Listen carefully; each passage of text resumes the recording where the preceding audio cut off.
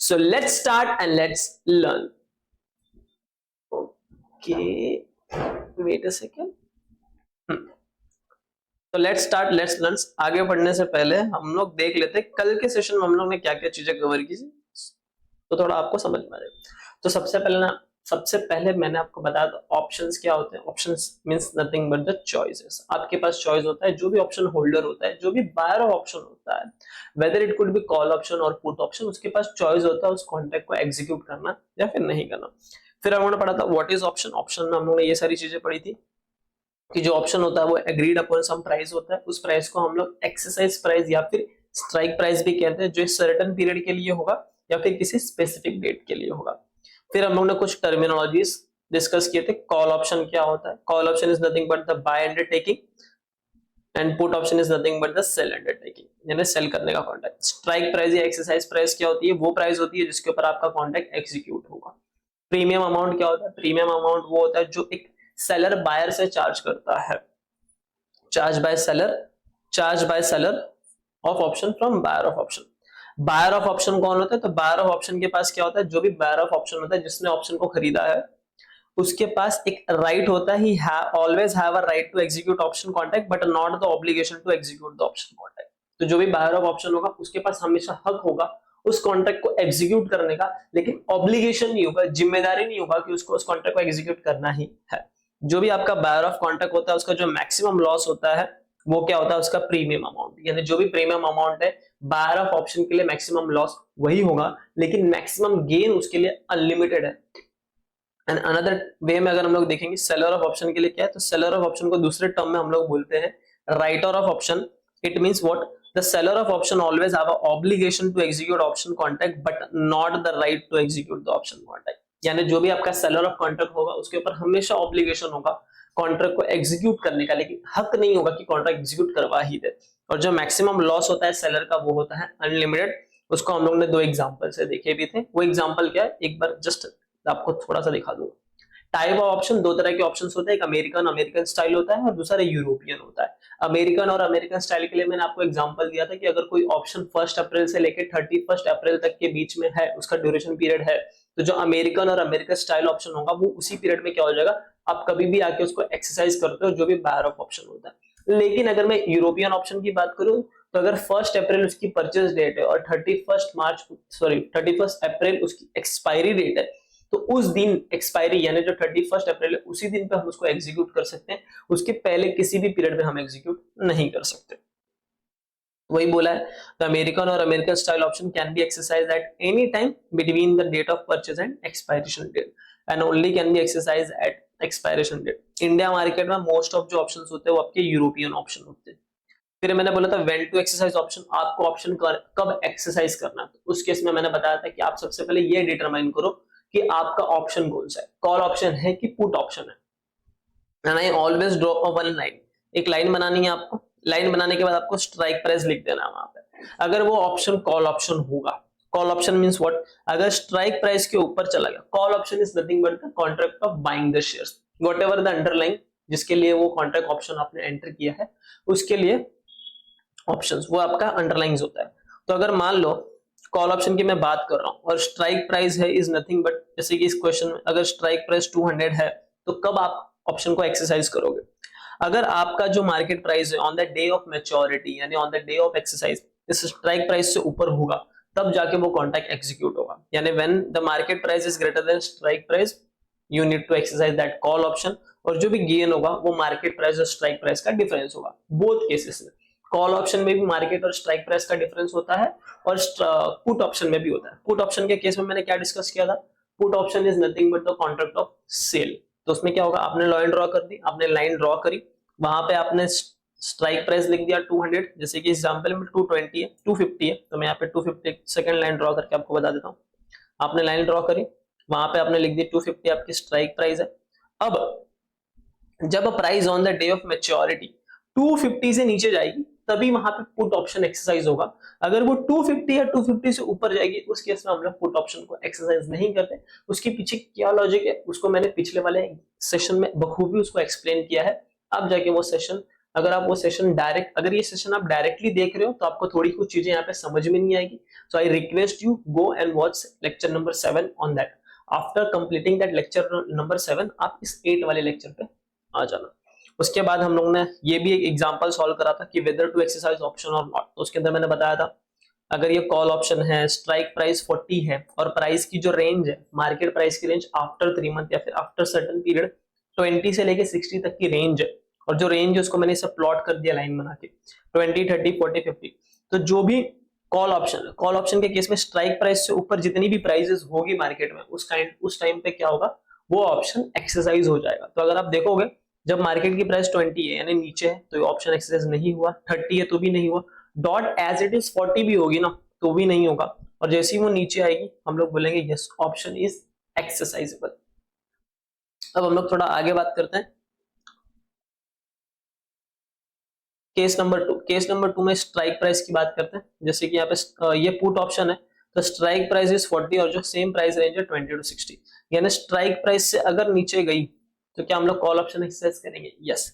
तो देखो 20 पे किया, 30 पे किया, 40 एज इट इज है तो 40 पे नहीं किया यानी नो, और 50 पे भी नहीं किया, 60 पे भी नहीं किया. तो ये एग्जांपल थे जिसके हेल्प से मैंने आपको समझाया था कि आपको कब कॉल ऑप्शन होगा, कब आपको ऑप्शन एक्सरसाइज करना और कब आपको ऑप्शन एक्सरसाइज नहीं करना है. अब थोड़ा आगे बढ़ते हैं. फिर आपको एग्जांपल डिस्कस कराए थे, एग्जांपल तो ठीक है. फिर मैंने आपको ये वाला कंसेप्ट एक्सप्लेन कराया था कि आपको प्रॉफिट और लॉस निकालना अगर सेम पर्सन ने कॉल और पुट ऑप्शन दोनों लेके रखा.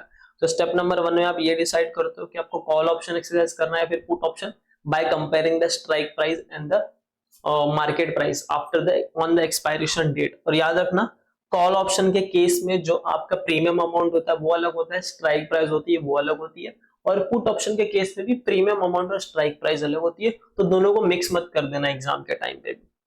और ये आपका स्टेप नंबर 2 है which is nothing but the net gain. Calculate gain पर शेयर, दैट इज कैसे आप निकालोगे? सबसे पहले आप गेन पर शेयर निकाल लेना, फिर उसको टोटल गेन लिख देना, इसको आप मल्टीप्लाई कर दोगे नंबर ऑफ शेयर से, और फिर आपका कॉस्ट ऑफ प्रीमियम जो इनिशियली प्रीमियम पेड किया था उसको लेस जैसे करोगे आपको नेट गेन मिल जाएगा. अब क्वेश्चन नंबर 15 देखोगे तो उसमें मिलेगा. अब हम लोग स्टार्ट करते आज के सेशन से बखूबी. कल का जो रिवीजन था होना वो हो गया. चलो, तो क्वेश्चन कुछ ऐसा आएगा आपको एग्जाम में, वो बोलेगा कि determine the investors position and ending position. Question सीधा बोलेगा, क्वेश्चन के एंड में लिखेगा कि डिटरमाइन द इन्वेस्टर पोजीशन, यानी इन्वेस्टर की पोजीशन क्या है और उसकी एंडिंग पोजीशन है. इट मींस व्हाट, क्या इन्वेस्टर को गेन हो रहा है या लॉस हो रहा है, कितना इन्वेस्टर को नेट गेन हो रहा है, कितना इन्वेस्टर को नेट लॉस हो रहा है, वो आप डिटरमाइन करके बताओ. तो ये बोला इफ ही परचेस्ड, अगर वो परचेस करा, ये इसी के आगे लाइन है, if he purchase call and put option both to protect his investment. तो मान लीजिए जो इन्वेस्टर है उसने एक इन्वेस्टमेंट कर रखी है और उसको डर लग रहा है कि इसकी प्राइस बढ़ ना जाए, फिर ये भी डर लग रहा है कि प्राइस घट ना जाए, तो उसको दोनों का डर लग रहा है. तो उसने क्या कर लिया, एक कॉल ऑप्शन भी ले लिया, एक पुट ऑप्शन भी ले लिया. उसने दोनों ऑप्शन ले लिया ताकि कुछ भी हो हम लोग को तो सेफ लेना है. तो वो सोच के उसने दोनों ऑप्शन ले लिया क्योंकि उसमें से एक्सरसाइज कर देगा और वो सेफ हो जाएगा. तो इफ क्वेश्चन, तो उस केस में आपको क्या करना है, ये वाले स्टेप फॉलो करना है और आपका आंसर आपको निकालना है. तो वही बोला, if question is silent on the number of share then assume it 100 share and write assumption. तो मान लीजिए आपने क्वेश्चन पढ़ा पूरे एग्जाम में और आपको ये लिखा ही नहीं कि कितने शेयर्स के लिए आपने ऑप्शंस एंटर किए, तो उस केस में आपको ऑलवेज अज्यूम करना है 100 शेयर्स, और उस असम्पशंस को आप एग्जाम में लिख के आना कि you are assuming the 100 shares as an assumptions. तो आपको कौन से स्टेप फॉलो करने हैं? तो देखो आपको ये स्टेप 1 में एक स्टेप फॉलो करना है, स्टेप 2 में तीन सब स्टेप फॉलो करना है. कौन कौन से स्टेप है देखेंगे. तो जो आपका स्टेप नंबर 1 है उस स्टेप पे आपको फर्स्ट कैलकुलेट करना cost of call option and put option, यानी जो भी कॉल ऑप्शन और पुट ऑप्शन की कॉस्ट होगी आप वो कैलकुलेट करोगे. That is nothing but the premium amount. क्या होता है, आप लोग जब कॉन्ट्रैक्ट में एंटर होते हो as an buyer of the call option, when he enters into the contract, what he pay to the seller of the options, he just pay the premium amount, then you need to just record this premium amount as a cost. तो ये हो जाएगा call premium plus put premium, क्योंकि उसने दोनों contract में enter किया, call option में भी एंटर हुआ है और पुट ऑप्शन में भी एंटर हुआ है. तो वो कॉल ऑप्शन के ऊपर भी जो प्रीमियम आएगा उसको भी ऐड करेगा और जो पुट ऑप्शन के ऊपर प्रीमियम आएगा उसको भी ऐड करेगा. तो ये उसका कुछ क्या हो जाएगा, ये उसका कॉस्ट होगा. अब हम लोग स्टेप 2 फॉलो करेंगे गेन और लॉस निकालने के लिए कि एक्चुअली उसको गेन और लॉस कितना हुआ. तो उसके लिए हम लोग ने 3 पार्ट में उसको ये किया है, क्लासिफाई किया. सबसे पहला आपको स्टेप इसके अंदर फॉलो करना है, स्टेप 2A में डिसाइड करना है which option need to exercise whether call और put option based on market price and exercise price. इस टाइप ऑफ इस टाइप ऑफ क्वेश्चन में ऑलवेज आपको एक बात याद रखनी है, अगर इन्वेस्टर ने दो ऑप्शंस, दो मतलब ट्रांजेक्शन पुट किए, कॉल ऑप्शन और पुट ऑप्शन, तो उसमें से एक ही ऑप्शन एक्सरसाइज होगा और दूसरा ऑटोमेटिक कैंसल आउट हो जाएगा। कैसे कैंसल आउट होगा? When we solve the question then you come to know करके ऑल दिस थिंग। और आपको कंपेयर करके ये करना है, चेक करना है मार्केट प्राइस और स्ट्राइक प्राइस, इन दोनों को कंपेयर करोगे तो या तो कॉल ऑप्शन एक्सरसाइज होगा या तो पुट ऑप्शन एक्सरसाइज होगा, और दोनों में से कोई एक एक्सरसाइज होगा, दूसरा वाला ऑटोमेटिकली अनएक्सरसाइजेबल बचेगा, यानी आप उसको एक्सरसाइज नहीं करोगे। तो सबसे पहले आपको स्टेप में ये फॉलो करना, आपको डिसाइड करना है कि कौन सा ऑप्शन आप एक्सरसाइज करोगे। स्टेप नंबर बी में आप टोटल प्रीमियम पेड लिखोगे कि कितना टोटल प्रीमियम पेड किया, जो नथिंग बट स्टेप नंबर 1 से निकल के आ जाएगा। तो यहाँ पे मैं नथिंग बट स्टेप नंबर 1 लिख देता हूँ कि ये स्टेप नंबर 1 से निकल के आ जाएगा। और जब आप स्टेप नंबर 3 देखोगे, जो स्टेप 2 का सी है, फाइंड आउट एंडिंग पोजीशन और एंडिंग वैल्यू, फिर आप एंडिंग पोजीशन और एंडिंग वैल्यू लिखोगे। वो कैसे निकाल रहे हो? ये जो आपका ये है, ये आपका कॉस्ट है, कॉस्ट प्लस रेवेन्यू, और ये जो कॉस्ट आएगा ये आप माइनस में लिखना, यानी आप माइनस में लिखना स्टेप 1 की वैल्यू जितनी आपकी कॉस्ट लगी, प्लस गेन लिखना फ्रॉम ऑप्शन पर शेयर की गेन कितना हो रहा है। अगर आप कॉल ऑप्शन में जाते हो तो कितना गेन हो रहा है पर शेयर के पीछे, और पुट ऑप्शन में जा रहे हो तो कितना है, दोनों में से कोई एक ही गेन आएगा, गेन फ्रॉम ऑप्शन पर शेयर, मल्टीप्लाई करना नंबर ऑफ शेयर से, तो आपको टोटल गेन मिलेगा। और जैसे टोटल गेन मिलेगा, ये माइनस की वैल्यू ऑलरेडी है, ये प्लस की वैल्यू आएगी, दोनों को एडलेस करोगे। अगर आपका वैल्यू पॉजिटिव आता है तो समझना आपको गेन है, और अगर आपका वैल्यू नेगेटिव आता है तो समझना आपको लॉस है। कैसे प्रूफ करके बताओ? मान लो जो कॉस्ट लगा यहाँ पे लगा 100 रुपीज, और जो गेन निकल के आ गया वो आ गया 1000 रुपीज, तो ये तो माइनस में है क्योंकि कॉस्ट लगी है, तो हम लोग उसको माइनस में लिखेंगे, तो -100 प्लस, और ये होगा प्लस 1000, इसका आंसर आ जाएगा पॉजिटिव 900। इट मीन्स क्या हो गया कि मैंने 100 रुपीज की मेरी कॉस्ट लगी और वहां से जो गेन हुआ वो 1000 रुपीज का हुआ, यानी 900 तो प्लस में है ना, पॉजिटिव है ना, तो आपका गेन हो गया, यानी आपने 1000 रुपए कमाए और उसके लिए सिर्फ 100 रुपीज की कॉस्ट लगी। It means 900 is what your gain. In case of another example, अगर मैं आपको अनदर एग्जांपल दूं, तो अनदर एग्जांपल में मान लीजिए जो कॉस्ट लगी वो 900 रुपीज लगी और जो गेन हुआ वो 900 का नहीं हुआ, वो 100 रुपीज का ही हुआ। अब इस केस में ये माइनस वैल्यू है, ये प्लस वैल्यू, तो -900 प्लस 100, जब इसको हम सॉल्व करेंगे तो हमको मिलेगा आंसर -800। अब इसका आंसर क्या है कि मैंने सिर्फ गेन लिया 100 रुपीज और मुझको 900 रुपीज की कॉस्ट बेयर करनी पड़ी। इट मींस व्हाट कि जो 800 है वो लॉस हो गया सामने वाले को। सिंपल एकदम दिमाग में। 100 रुपए मेरे जेब में आए, लेकिन मेरे जेब से निकला कितना? 900 रुपए, यानी 800 रुपए कम आए मेरे जेब में। इट मींस व्हाट 800 रुपीज का लॉस हो गया। तो ये क्या हो जाएगा? जब भी नेगेटिव में अमाउंट आए तो ये हो जाएगा लॉस। बट आपको चीजें ऐसी ही सॉल्व करनी है, ये सारा लॉजिकली ड्रिवन है, इसके अंदर कोई रॉकेट साइंस इतना नहीं है। ठीक है, अब हम लोग देखते हैं क्वेश्चन नंबर 16।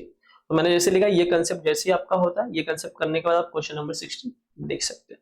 तो आइए without wasting too much time we start with question number 16।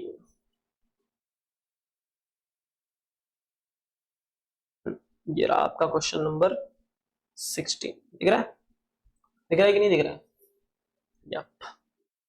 क्या लिखा है देखो, the market receive rumour about ABC corporations tie up with multinational company. तो मार्केट में एक रूमर आई है। क्या रूमर आई है? कि जो एबीसी कॉर्पोरेशन है वो टाई अप हो रहे हैं मल्टीनेशनल कंपनी के साथ, यानी मल्टीनेशनल कंपनी के साथ उनका मर्जर हो रहा है, एक तरह से वो उसके साथ जाके टाई अप हो रहे हैं, मर्ज हो रहे हैं। अब उसके वजह से क्या होगा? This has induced the market price to move up. अब एकदम सिंपल सा आपको सोचना है, एक बड़ी कंपनी है, मान लो जो बड़ी कंपनी है, जो बिग कंपनी है वो मल्टीनेशनल कंपनी है, और जो एबीसी कॉर्पोरेशन है वो स्मॉल कंपनी है।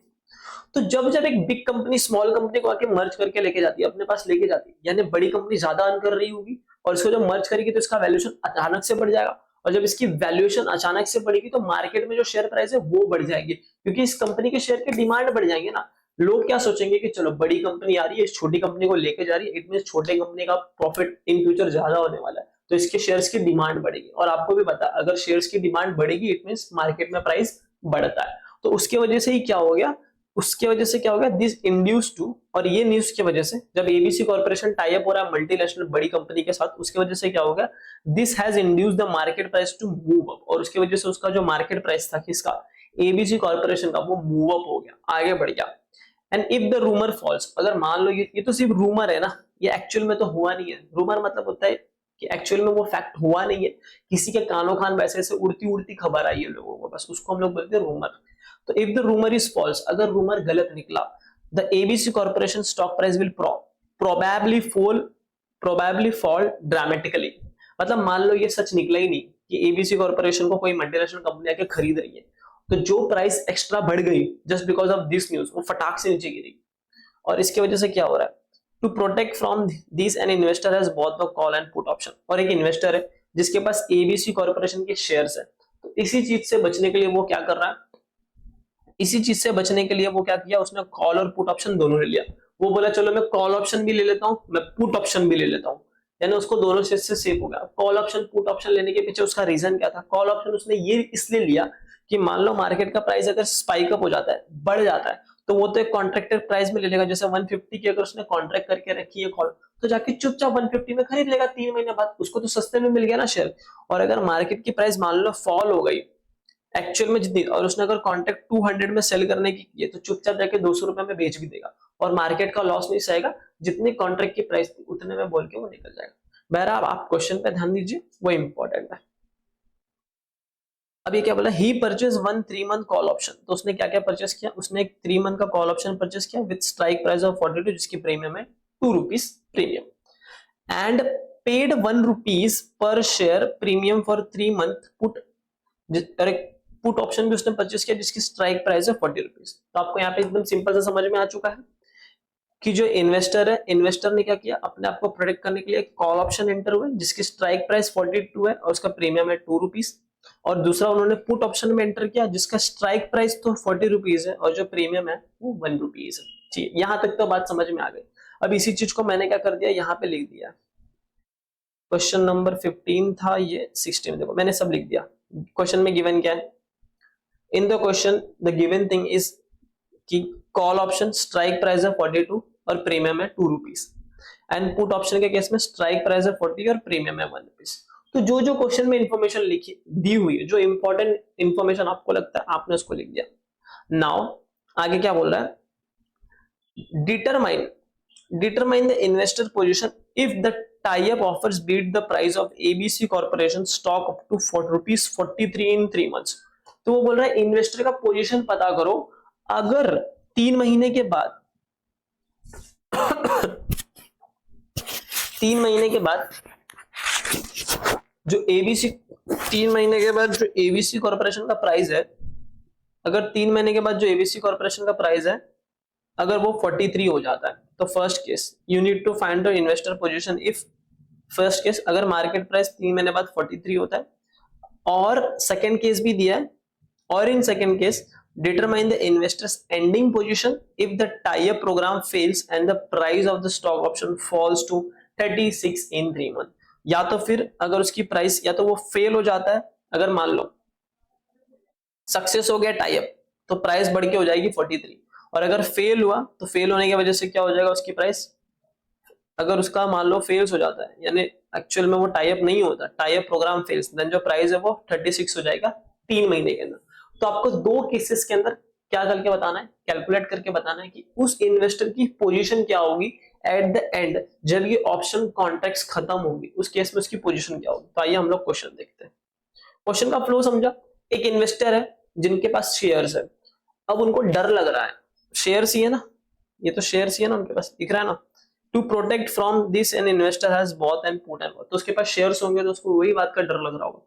एक कंपनी है जो बड़ी कंपनी आ रही है, छोटी कंपनी को खरीद के लेके जा रही है, या तो अगर खरीद के लेगी तो प्राइस बढ़ेगा, और अगर ये रूमर फॉल्स निकला तो प्राइस गिरेगा। इस चीज को प्रोटेक्ट करने के लिए इन्वेस्टर क्या कर रहे हैं, कॉल और पुट ऑप्शन के अंदर एंटर हो रहे हैं, और कॉल और पुट ऑप्शन के ऑप्शन यहाँ पे दे दिया।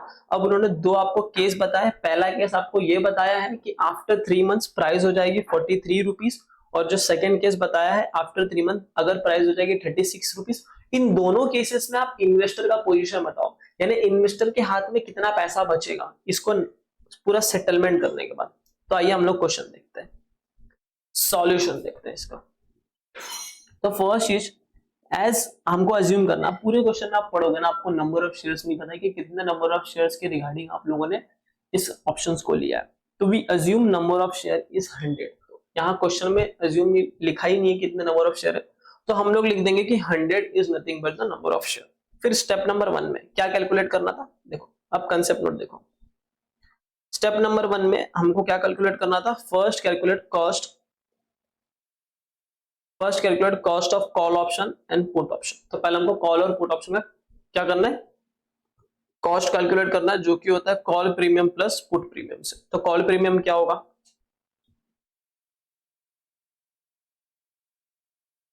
देखो cost of call and put option. तो ये देखो कॉल प्रीमियम क्या होगा, मेरा पर शेयर, मुझे पर ऑप्शन में 2 रुपीज की प्रीमियम जा रही है और जो शेयर से नंबर ऑफ वो है 100। तो जो कॉल प्रीमियम होगा वो होगा 200 multiply by 100 shares.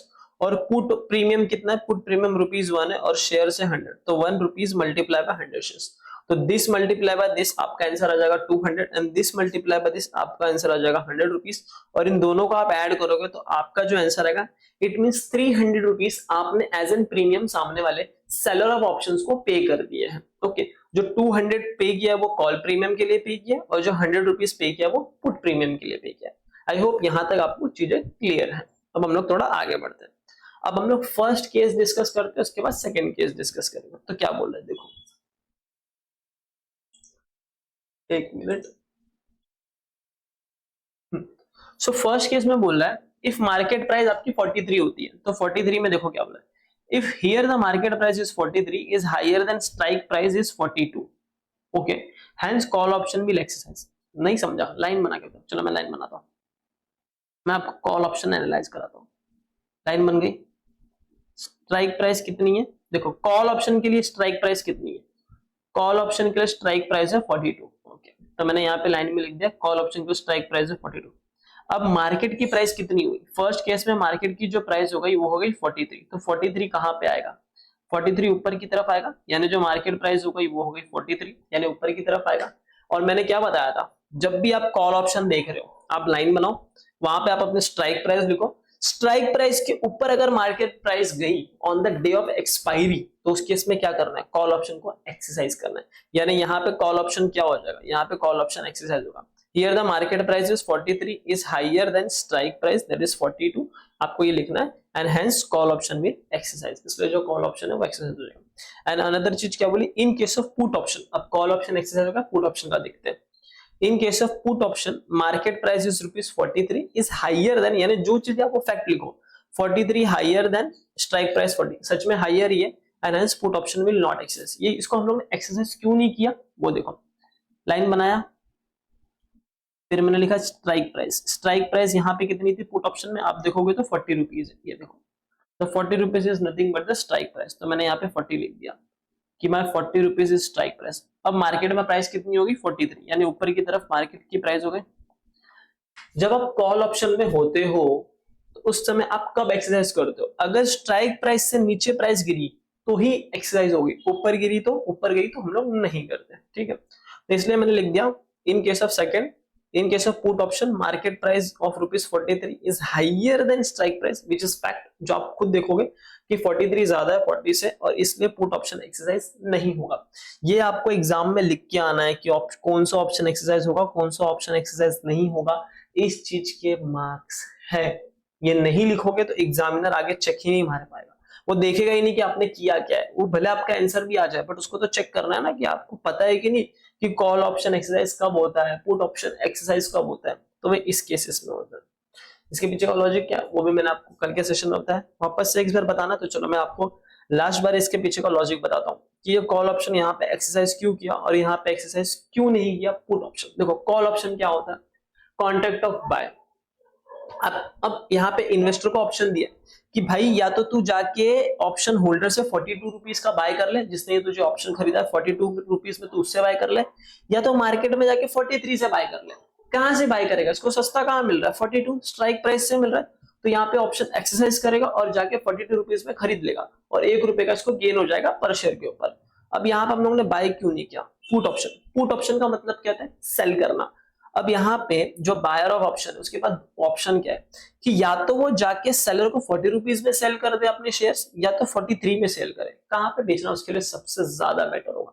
Of course friends, अगर वो 43 मार्केट में जाके बेचेगा उसको ज्यादा पैसा मिलेगा एज कंपेयर टू हियर, तो इसके लिए वो क्या करता है 43 में जाके मार्केट में पैसे बेच देता है, मार्केट में शेयर बेच देता है। अब इसको सॉल्व करेंगे। फिर आपने बी पार्ट लिख दिया, जैसा कि मैंने बोला था कंसेप्ट नोट्स में। ए पार्ट आपको क्या डिसाइड करना होगा, ए पार्ट आपको ये डिसाइड करना पड़ेगा एक्सरसाइज करना है या नहीं करना। फिर बी पार्ट आएगा जहां पे टोटल प्रीमियम पेड लिखोगे, तो टोटल प्रीमियम कितना पेड है 300। ये हम लोग को कहां से मिला, स्टेप 1 की वैल्यू। तो ये स्टेप 1 का वैल्यू आ गया। अगर यहाँ पे चाहिए तो ब्रैकेट में डाल के स्टेप 1 आप लिख सकते हो। अब आता है एंडिंग पोजीशन। एंडिंग पोजीशन में मैंने क्या बोला था, जो स्टेप 1 की वैल्यू है उसको माइनस में लिखना। अगर इसको लिखना है तो एरो मान के मैं लिख देता हूं, right this amount in negative. और इसको मैं चाहिए तो बॉक्स में बना देता हूँ, सो दैट जब आप पढ़ो ना तो फिर आपको इतनी क्लैरिटी के साथ चीजें समझे कि हाँ इस अमाउंट को नेगेटिव में लिखना है। और मैंने माइनस का साइन भी लिखा है। अब उस अमाउंट को भी माइनस मत कर देना और इसको भी माइनस मत कर देना, बस आपको इतना समझना। इसके लिए आप क्वेश्चन नंबर 16 जरूर रेफर करना। जब आप क्वेश्चन नंबर 16 रेफर करोगे तो आपको और बेटर क्लैरिटी के साथ चीजें मिलेगी। तो right this amount in negative. देखो मैंने 300 नेगेटिव में लिख दिया। 300 मैंने नेगेटिव में लिखा। फिर प्लस, प्लस का sign as it is plus कर दिया, यानी अभी मैं ऐड करूंगा गेन कितना हो रहा है। तो ये मेरी कॉस्ट थी, ये मेरा कॉस्ट है। अब उसके अंदर मैं गेन ऐड करूंगा। गेन कहाँ, मैंने कौन सा ऑप्शन एक्सरसाइज किया, कॉल ऑप्शन। अब कॉल ऑप्शन में मार्केट प्राइस कितनी थी, सॉरी स्ट्राइक प्राइस कितनी थी कॉल ऑप्शन में 42 और मार्केट प्राइस है 43। तो इन दोनों का डिफरेंस लेंगे, यानी 1 rupees is nothing by my gain. तो market price minus strike price करूंगा विच इज 43 माइनस 42 और मल्टीप्लाई करूंगा 100 शेयर्स। 100 शेयर्स क्या मेरे नंबर ऑफ शेयर्स जो मैंने अज्यूम किया ये क्वेश्चन सॉल्व करने के लिए। तो दिस माइनस दिस आपका 1 आ गया और जिसको मल्टीप्लाई करेंगे 100 से तो वो आ जाएगा 100 rupees. And minus 300 plus 100 is nothing but what, इन दोनों को सॉल्व करोगे तो आपको माइनस 200 क्या मिल जाएगा, वैल्यू मिलेगा। और ये माइनस 200 आपके लिए क्या है, नेट लॉस है। It means in simple words 300 rupees उनके जेब से गए as a cost of premium और सिर्फ 100 रुपीज का गेन हुआ, यानी 200 रुपीज का क्या हो गया, लॉस हो गया। तो वही चीज यहाँ पे 200 नेट लॉस करके लिख दिया। और फाइनली इसके मार्क्स मिलेंगे। तो देखो इसके मार्क्स मिलेंगे आपको, तो ये 300 निकालना है, इसके मार्क्स मिलेगा। फिर कौन सा ऑप्शन एक्सरसाइज करना है, कौन सा ऑप्शन एक्सरसाइज नहीं करना है, उसके मार्क्स मिलता है। अब आते हैं सेकंड केस के ऊपर।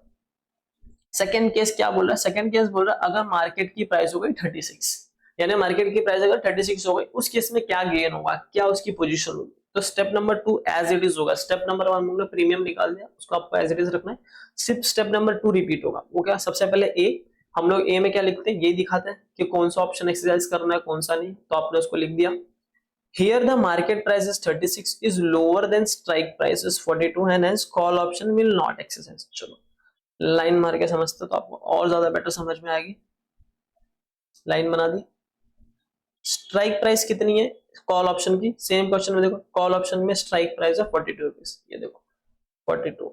तो मार्केट प्राइस को इसमें डालते हैं 42 और एक्चुअली प्राइस कितनी हो गई 36, यानी मार्केट प्राइस कितनी हो गई 36। अब बताओ कॉल ऑप्शन में हम लोग जब ऊपर की तरफ जाएगा तब ऑप्शन एक्सरसाइज करते हैं, यहाँ तो नीचे की तरफ आया तो क्या हम लोग एक्सरसाइज करेंगे, नहीं करेंगे। तो इन second case here the market price is 36 is lower than strike price of rupees 42 and hence call option will not be exercised। इसके पीछे का लॉजिक क्या है कि अगर मुझे शेयर खरीदने हैं, अगर आपको शेयर खरीदने हैं, जैसे कि इस क्वेश्चन में अगर इन्वेस्टर को शेयर खरीदने 3 महीने बाद बाय कॉल ऑप्शन है ना, तो अगर वो कॉन्ट्रैक्ट के हिसाब से जाएगा उसको 42 रुपीज पे करने होंगे, लेकिन मार्केट में जाके खरीदना चाहेगा तो 36 रुपीज में मिलेगा। तो वेयर इज बेटर, सीधी सी बात है ना, मार्केट में जाके खरीदे 36 रुपए में मिल जाएगा 36 रुपीज में, तो उस केस में वो ऑप्शन एक्सरसाइज नहीं करता। तो here the market price is 36 which is lower than strike price and hence call option will not exercise. और दूसरा केस जो बोला है कि अगर पुट ऑप्शन है, तो पुट ऑप्शन के केस में क्या हो रहा है, market price is 36 is lower than strike price which is 40। 40 किसके केस में स्ट्राइक प्राइस है, जब अगर आप पुट ऑप्शन देखोगे तो 40 इज द स्ट्राइक प्राइस। तो in that case put option exercise होगा। क्यों एक्सरसाइज होगा इसको भी समझते हैं, लाइन ड्रॉ करके। अब मैंने यहाँ पे स्ट्राइक प्राइस लिखी 40, क्वेश्चन में आप देखोगे तो आपको स्ट्राइक प्राइस 40 ही दिखेगी यहाँ पे, ये देखो 40 इज द स्ट्राइक प्राइस और मार्केट की प्राइस सेकंड केस में 36 हो गई। तो 36 कहाँ आएगा, नीचे की तरफ आएगा, दैट इज यहाँ पे आपका 36 आ जाएगा। तो मार्केट प्राइस इज 36, यहाँ तक समझा। अब आप देखो जब मैं सिंपल है इन केस ऑफ पुट ऑप्शन, जब प्राइस नीचे जाएगा तो एक्सरसाइज करेंगे और ऊपर जाएगा तो एक्सरसाइज नहीं करेंगे। इसके पीछे का लॉजिक क्या है, मुझे अगर शेयर को बेचना है और मार्केट में जाते हैं, मान लो इन्वेस्टर मार्केट में जाते हैं और शेयर बेचते हैं, अगर वो कॉन्ट्रैक्ट के हिसाब से चलेंगे, ऑप्शन के हिसाब से, तो उनको 40 रुपीज में उनको बेचना पड़ेगा। लेकिन अगर मार्केट में जाके बेचेंगे तो 36 रुपीज मिलेंगे, यानी यहाँ पे बेचने पे 40 मिलेगा और यहाँ बेचने पे, मार्केट में बेचने पे 36 मिलेगा। तो which is better? Of course 40 rupees मिले वो ज्यादा बेटर है। इसके लिए यहाँ पे ऑप्शन को एक्सरसाइज कर लेते हैं। तो इन case of put option, market price is 36 which is lower than strike price of 40 and hence put option will be exercise, और put option आपका एक्सरसाइज होगा। सेम बी में लिखूंगा कि टोटल प्रीमियम कितना पे किया था, 300। तो यहाँ का जो 300 है प्रीमियम पेड जो हम लोग ने स्टेप नंबर 1 से निकाल लिया था, वो हम लोग एज इट इज लिख देंगे कि 300 का हम लोग ने प्रीमियम पे किया है। और सी हम लोग निकालेंगे एंडिंग पोजीशन। एंडिंग पोजीशन कैसे निकलेगी, स्टेप 1 की वैल्यू, जो स्टेप 1 की वैल्यू आएगी उसको आपको माइनस में रखना है, नेगेटिव में रखना है, प्लस जो भी गेन होगा उसके ऑप्शन से। तो देखते हैं 300 is nothing your ending position और गेन आपका होगा 40 माइनस 36, क्योंकि अगर आप देखोगे ये लाइन एग्जाम में ना, ये लाइन बना देना तो आपको और क्लैरिटी के साथ समझ में आएगा कितना गेन होने वाला है। देखो 40 रुपीज और 36, इन दोनों के बीच का डिफरेंस निकालेंगे तो strike price minus market price करेंगे तो दोनों के बीच का डिफरेंस है 40 माइनस 36, जिसका आंसर आएगा 4, और 100 आपने शेयर एज्यूम किया था। इन दोनों को मल्टीप्लाई करोगे तो आपका आंसर आएगा 400, और इन दोनों को जैसे ही प्लस करोगे योर नेट गेन इज ₹100। तो आप देख सकते हो 300 जेब से गए, 300 जेब से गए और 400 जेब में आए। इट मीन्स व्हाट, 100 रुपीज का आपको हो गया। यानी इस इन्वेस्टर को 100 रुपीज का क्या हो गया, इस इन्वेस्टर को 100 रुपीज का हो गया gain. This investor has got an advantage of ₹100 rupees का हो गया गेन। ठीक है, समझा सारा क्वेश्चन का आंसर? देख लीजिए, आपको अगर एक बार क्वेश्चन नंबर 16 रीड करना है तो you can have a look on this.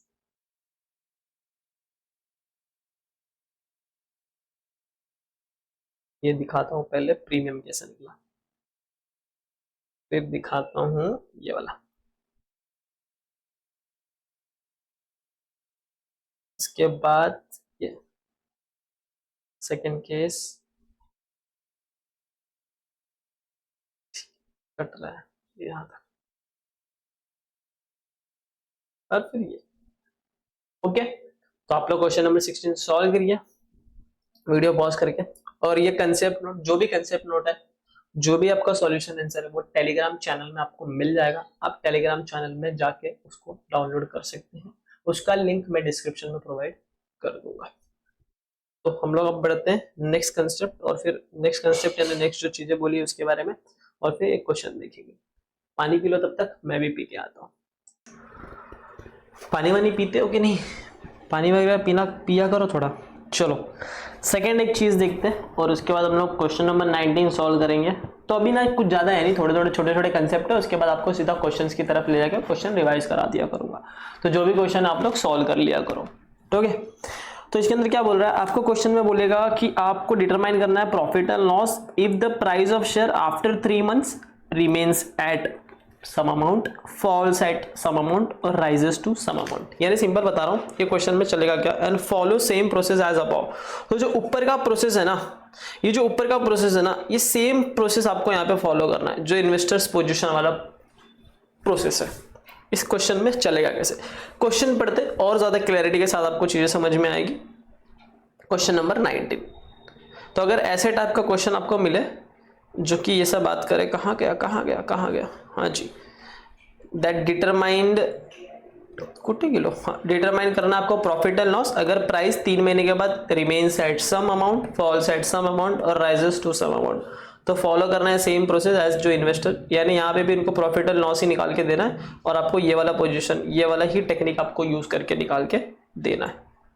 चलो देखते हैं question number 19।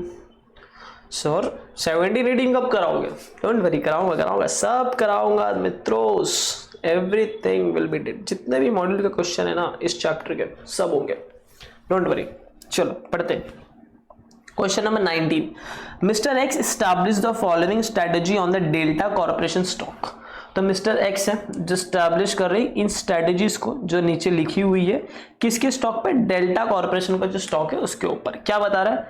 First thing what he did, purchased 1 month 3 call option 1 month नहीं, 3 मंथ, यानी उन्होंने एक 3 मंथ्स का कॉल ऑप्शन लिया है विद प्रीमियम ऑफ ₹30, जिसकी प्रीमियम 30 रुपए है और जिसका एक्सरसाइज प्राइस है 550। ठीक है, ठीक है, कोई नहीं, समझ गए कि एक 3 मंथ का कॉल ऑप्शन लिया है जिसका प्रीमियम 30 रुपीज है और जिसका एक्सरसाइज प्राइस 550 रुपीज है। Got it. Second what he did, purchase 1 month, फिर मैंने 1 मंथ बोला, my mistake, purchase 3 month put option with a premium of ₹5 and as an exercise price 450। यानी जब भी कॉल ऑप्शन आए तो एग्जाम में बाय होगा, कॉल ऑप्शन मींस बाय और पुट ऑप्शन मतलब सेल। तो ये मिस्टर एक्स ने एक कॉल ऑप्शन एंटर किया जिसका प्रीमियम 30 रुपीज है, एक्सरसाइज प्राइस 550 है, एंड एक पुट ऑप्शन परचेस किया जिसका एक्सरसाइज प्राइस तो 450 है लेकिन जो प्रीमियम है वो 5 रुपीज है। ठीक है, कोई बात नहीं। And the delta corporation stock is currently selling at ₹500। जो डेल्टा स्टॉक का कॉर्पोरेशन का जो स्टॉक है आज के टाइम पे वो 500 रुपीज में बिक रहा है। ठीक है, डिटरमाइन करना है profit and loss if the price of delta corporation of 500 first, second, third. यानी सिंपल सा क्वेश्चन है, जो डेल्टा कॉर्पोरेशन का स्टॉक है, डेल्टा कॉर्पोरेशन का जो स्टॉक है वो आज के डेट में ₹500 पे ट्रेड हो रहा है। मिस्टर एक्स ने ये 2 ट्रांजेक्शन किए हैं और वो बता रहे हैं कि हमको प्रॉफिट एंड लॉस निकाल के बताओ। अगर फर्स्ट केस में बताओ प्रॉफिट एंड लॉस क्या होगा, अगर 3 महीने के बाद मार्केट में प्राइस हो जाएगी डेल्टा कॉर्पोरेशन की 500, यानी सेम जो आज है वो भी 3 महीने बाद भी सेम होगी, या फिर दूसरे केस में कम हो जाएगी, फॉल हो जाएगी और फॉल होकर 350 हो जाएगी, तो हमको गेन और लॉस निकाल के बताओ। और 30 केस में अगर राइज होकर 600 हो जाएगी तो गेन और लॉस निकाल के बताओ। तो आइए, सेम जैसा हम लोग ने क्वेश्चन नंबर 16 किया उसी की तरह सेम मिलता जुलता है। और यहाँ पे देखो एक खास बात दी है, assume option size is 100 shares of delta corporation. Exam में सामने से अगर नहीं दिया होगा तो आपको अज्यूम करना है, बट इस क्वेश्चन को अगर आप देखोगे तो सामने से क्वेश्चन ने लिख के दे दिया कि अज्यूम कर लो बाबू, अज्यूम कर लो कि कितना डेल्टा कॉर्पोरेशन का शेयर्स है, 100 शेयर्स है। चलो सॉल्व करते हैं। 19 question number 19, where are you? Yes, he is here, बोल रहा है मैं इधर हूँ। तो सबसे मैंने क्या किया, सबसे पहले मैंने जो भी गिवन चीज है तो उसको मैंने लिख लिया। तो उन्होंने परचेस किया, mister x has purchase 3 month current, जिसकी करंट प्राइस है 500 रुपीज। ठीक है, कॉल ऑप्शन जिसमें प्रीमियम था 30 रुपीज और एक्सरसाइज प्राइस थी 550। एक्सरसाइज प्राइस थी 550, वो भी मैं आपको दिखा देता हूँ। एक्सरसाइज प्राइस 550 कैसे होगी, ये रहा, premium 30 rupees and exercise price is 550। तो मैंने वही चीज यहाँ पे लिख दी। देन पुट ऑप्शन में प्रीमियम 5 रुपीज था, exercise price is 450। So put option के अंदर प्रीमियम 5 रुपीज था और जो एक्सरसाइज प्राइस थी वो थी 450। ओके, ठीक है, तो वो दोनों चीजें मैंने लिख दी। देन आफ्टर क्वेश्चन में आगे चीज बोल दिया कि डिटरमाइन करो प्रॉफिट और loss if price of stock remains at 500 falls to 350 and rises to 600। Here the question is assume करना आपको 100 शेयर्स। चलो सॉल्यूशन करते हैं। स्टेप नंबर 1, अगर आप लोग कंसेप्ट नोट में देखोगे तो स्टेप नंबर 1 क्या है कंसेप्ट नोट में? स्टेप नंबर 1 में कैलकुलेट करना है cost of call option and put option. तो कॉल ऑप्शन का कॉस्ट क्या होगा, सिंपल सी बात है, कॉस्ट के ऊपर जो प्रीमियम पे किया वो कॉल ऑप्शन का कॉस्ट होगा, और पुट ऑप्शन का कॉस्ट क्या होगा, जो पुट के ऊपर प्रीमियम पे किया। अगर आप क्वेश्चन देखोगे तो कॉल ऑप्शन के ऊपर 30 रुपीज का प्रीमियम पे किया है, which is this, multiply by 100 shares. क्यों किया? क्योंकि क्वेश्चन में बोला अज्यूम करो कि आपने 100 शेयर्स के लिए ऑप्शन किए हुए हैं, तो आप पर शेयर के ऊपर 3 रुपीज दे दो तो 100 शेयर मल्टीप्लाई, पर शेयर के ऊपर 30 रुपीज दे रहे हो तो 100 मल्टीप्लाई कर दोगे 30 रुपीज के हिसाब से। एंड पुट ऑप्शन के अंदर प्रीमियम पे हो रही है 5 रुपीज, तो मैंने लिख दिया 5 रुपीज मल्टीप्लाई बाय 100 शेयर्स। इसको मल्टीप्लाई करोगे 3000 आएगा, इसको मल्टीप्लाई करोगे तो 500 आएगा। इन दोनों को सॉल्व करोगे तो आपका आंसर आ जाएगा ₹3500। Got it? चलो, तो जो भी प्रीमियम पे था, जो भी प्रीमियम पे कर रहा था, प्रीमियम की जो आपकी कॉस्ट आई स्टेप नंबर 1 में वो निकल के आई, दोनों के लिए वो आ गई 3500। अब हम लोग स्टेप नंबर बी में क्या पढ़ रहे थे, स्टेप 2 आगे कैसे गेन और लॉस निकालने के लिए सबसे पहले ये डिसाइड करना है कि एक्सरसाइज करे या ना करे, फिर उसके बाद टोटल प्रीमियम अमाउंट जो स्टेप 1 की अमाउंट थी वो एज इट इज लिखेंगे, और स्टेप नंबर सी के अंदर क्या करेंगे, माइनस में लिखेंगे स्टेप 1 की वैल्यू, यानी जो प्रीमियम अमाउंट होगी उसको माइनस में लिखेंगे और प्लस करेंगे जो भी गेन निकल के आएगा। और दोनों को सॉल्व करने के बाद अगर आंसर पॉजिटिव में आया तो गेन और नेगेटिव में आया तो लॉस। तो वही चीज है, देखते हैं। तो फर्स्ट केस में बोल रहा है गेन और loss case 1 if remains at 500 after 3 month. तो 3 महीने बाद भी अगर उसकी प्राइस 500 ही है तो क्या इस केस में एक्सरसाइज किया जाए या ना किया जाए। तो आइए एनालाइज करते हैं, क्योंकि जब तक एनालाइज नहीं करेंगे तब तक समझ में नहीं आएगा। पुट ऑप्शन का, कॉल ऑप्शन का बता रहा हूं और पुट ऑप्शन का, दोनों का बताता हूं। इसको एक डब्बे में डाल देते हैं सो दैट आपको समझ में आएगी ये डब्बे के अंदर। चलो अब आप देखोगे स्ट्राइक प्राइस कॉल ऑप्शन की कितनी है। तो क्वेश्चन में जाके देखोगे स्ट्राइक प्राइस जो कॉल ऑप्शन की है, एक्सरसाइज प्राइस इज 550।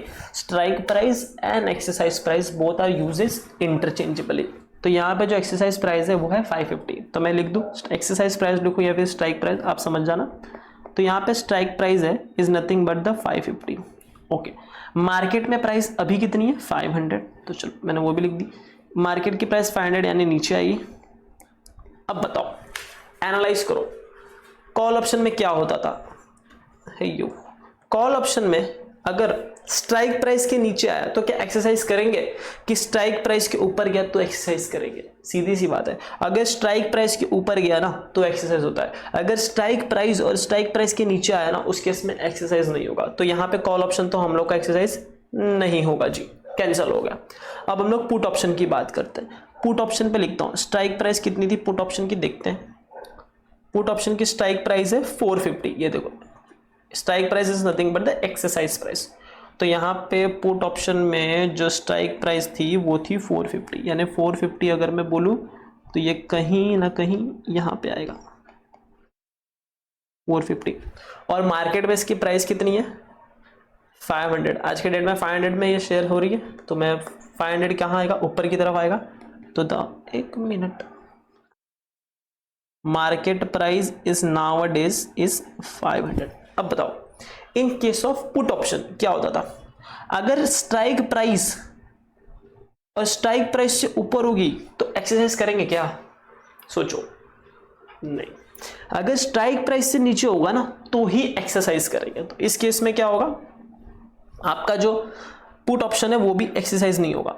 अब सर लॉजिकली बताओ, ये तो आपने टेक्निक के थ्रू बताया, लॉजिकली बताओ। चलो लॉजिकली भी आपको बताता हूं, लॉजिकली भी आपको बता देता हूं सो दैट आपको कोई संकोच ना हो, कोई संदेह ना हो। कॉल ऑप्शन के केस में ऑप्शन होल्डर के पास ये ऑप्शन है, या तो जाके वो शेयर मार्केट से खरीदे, बाय ऑप्शन है ना, या तो जाके मार्केट से खरीदे, या तो जाके मार्केट से 500 में खरीदे, या तो ऑप्शन एक्सरसाइज करके 550 में खरीदे। किससे खरीदेंगे, मार्केट में जाएंगे तो उसको 500 में सेम चीज मिल जाएगी, और कॉल ऑप्शन एक्सरसाइज करेंगे तो 550। महंगा कहां मिल रहा है, 550 वाला महंगा है, तो क्यों महंगा खरीदेंगे, जब मार्केट में 500 में मिल रही है तो 500 में ही खरीद लेंगे ना। तो इस केस में हम लोग कॉल ऑप्शन एक्सरसाइज करेंगे नहीं, तो कहां चल जाएंगे, मार्केट के पास। तो देखो जब जब आप मार्केट के पास जाओगे यानी आप उस ऑप्शन को एक्सरसाइज नहीं करोगे तो ऑप्शन हो जाएगा कैंसिल आउट। और जब जब आप स्ट्राइक प्राइस के पास जाओगे इट मींस वो ऑप्शन एक्सरसाइज होगा, तो उस केस में क्या हो जाएगा, उसको एक्सरसाइज। अब पुट ऑप्शन के केस में पुट मींस सेल, आपके पास ऑप्शन है, खुद सोचना है।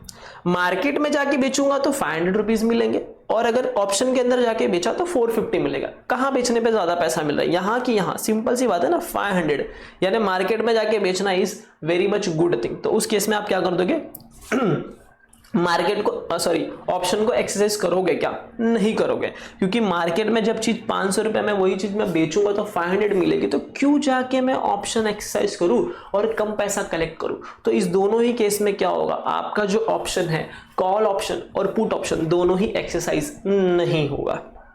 चलो अब मैंने क्या कर दिया, मैंने स्टेप ए लिख दिया, स्टेप बी में क्या लिखते थे, टोटल प्रीमियम पेड। तो आप देखोगे अगर ऊपर तो टोटल प्रीमियम जो यहाँ पे पेड हुई है वो है 3500। तो मैंने यहाँ पे वही लिख दिया, the total premium paid is nothing but the 3500। अच्छा मैंने ये लाइनिंग पढ़ी ही नहीं, लाइनिंग भी आपके लिए पढ़ देता हूँ, सॉरी।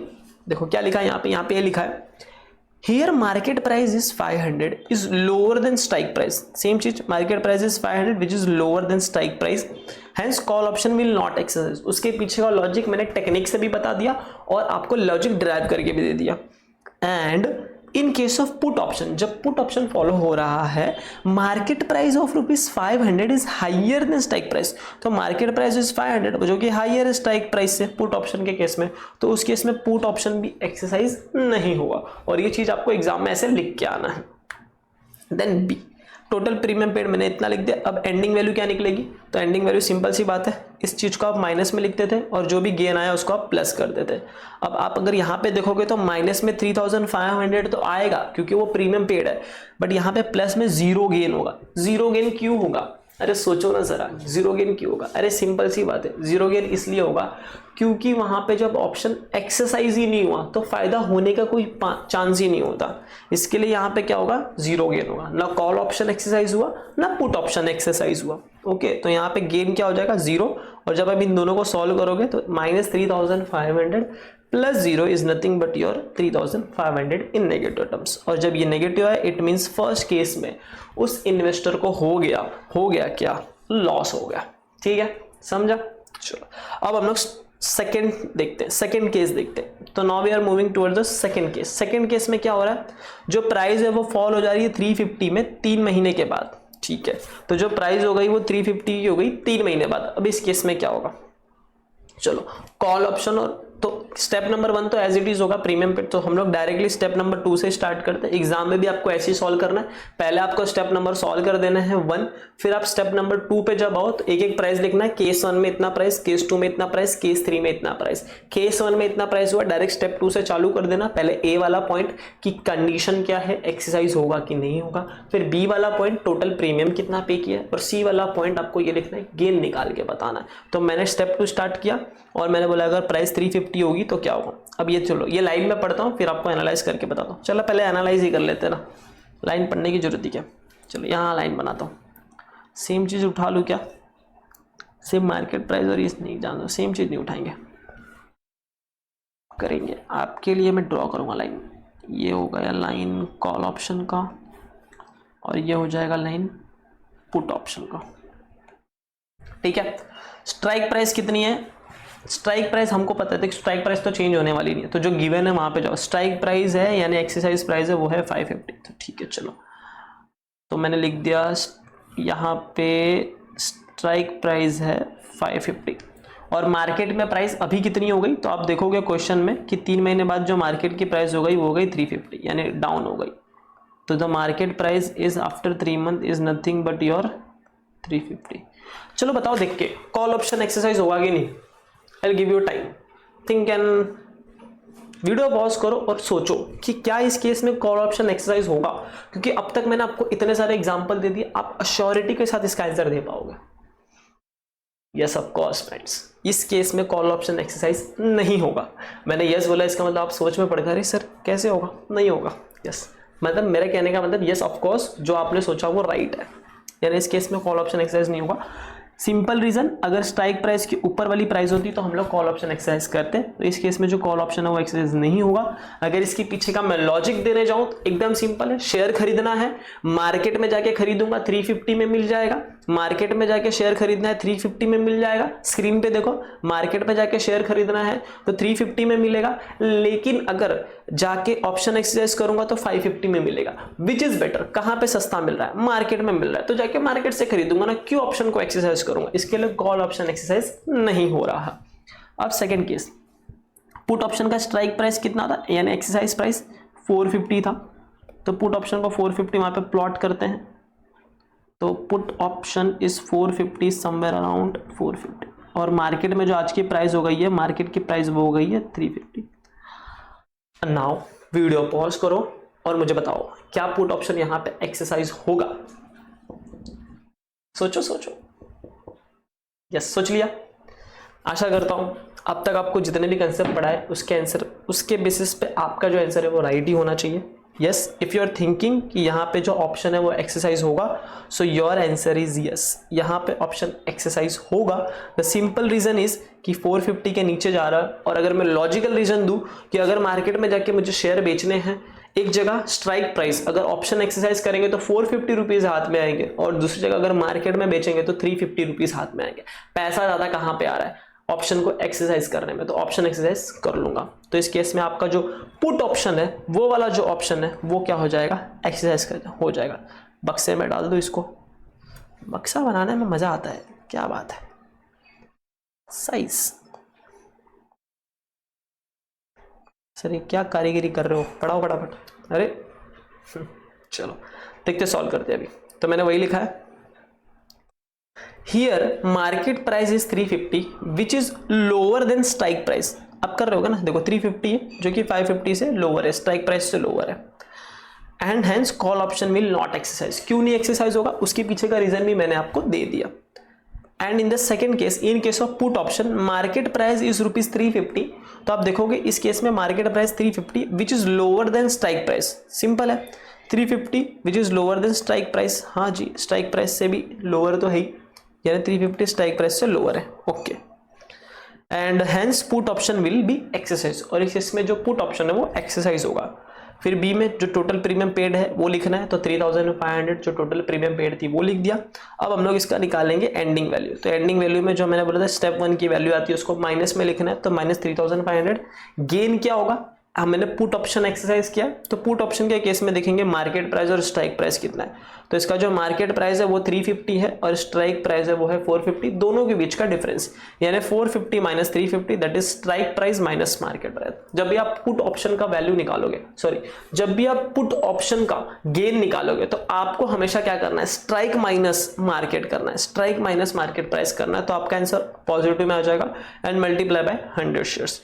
इसको सॉल्व करोगे तो आपको मिलेगा 10,000, इन दोनों को प्लस करोगे यानी -3500 plus 10,000 is your answer is nothing but 6,500 which is in positive, and positive means net gain. तो इस केस में इन्वेस्टर को क्या हो गया, फायदा हो गया, यानी इसको यहां पे फायदा हो गया। अब हम लोग थर्ड केस की तरफ बढ़ते हैं। Moving to the third case, rises to 600 after 3 month, यानी थर्ड केस जो है मार्केट की प्राइस 600 हो गई है 3 महीने के बाद। तो इस केस में कैसे सेटलमेंट होगा, तो आइए लाइन बनाते हैं। लाइन बना दिया। कॉल पुट, स्ट्राइक प्राइस कितनी थी, स्ट्राइक प्राइस तो चेंज होगी नहीं। कॉल के केस में ऊपर से लिख देना, स्ट्राइक प्राइस कॉल के केस में है, कहां गया, कॉल के केस में है 550 और यहां पे है 450, यानी कॉल का जो स्ट्राइक प्राइस है वो है 550 और इसका जो स्ट्राइक प्राइस है पुट का है वो है 450, और एक्चुअल में अभी जो मार्केट की वैल्यू है इस थर्ड केस में वो है 600। आप यहां पे देखोगे 600 इज द मार्केट की प्राइस, सो 600 ऊपर आएगा, यानी मार्केट की प्राइस यहाँ पे 600 और यहाँ पे भी 600 आएगा। चलो वीडियो पॉज करो और बताओ क्या कॉल ऑप्शन में एक्सरसाइज होगा, सोचो। यस, आपने जो सोचा आपका जवाब सही है ना, यस होगा। द सिंपल रीजन इज कि यहाँ पे जो मार्केट की प्राइस है वो स्ट्राइक प्राइस से ऊपर है, और अगर मैं अनदर लॉजिकल रीजन दूं आपको कि अगर शेयर खरीदने जाना है, अगर आप ऑप्शन एक्सरसाइज करोगे तो 550 में मिलेगा और मार्केट से खरीदने जाओगे तो 600 में मिलेगा, यानी सस्ता कहां पे मिल रहा है, ऑप्शन को एक्सरसाइज करने में। तो उस केस में ऑप्शन हो जाएगा एक्सरसाइज, और पुट ऑप्शन के केस में क्या ये एक्सरसाइज होगा, सोचो, टेक योर टाइम। यस, नहीं होगा। सिंपल रीजन इस टेक्निक के हिसाब से देखें तो अगर स्ट्राइक प्राइस से नीचे होती तो एक्सरसाइज करते, लेकिन ये स्ट्राइक प्राइस के ऊपर है तो नहीं करेंगे। और अगर लॉजिकल रीजन देखें तो मार्केट पे अगर आप शेयर को बेचने जा रहे हो तो अगर मार्केट में बेचोगे, स्क्रीन पे देखो, मार्केट में बेचोगे तो 600 रुपीज मिलेगी और ऑप्शन में बेचोगे तो 450 मिलेगी। Which one is better? अरे 600 बढ़िया है ना, ज्यादा पैसा लेंगे, तो इसके लिए यहाँ पे ऑप्शन एक्सरसाइज नहीं होगा।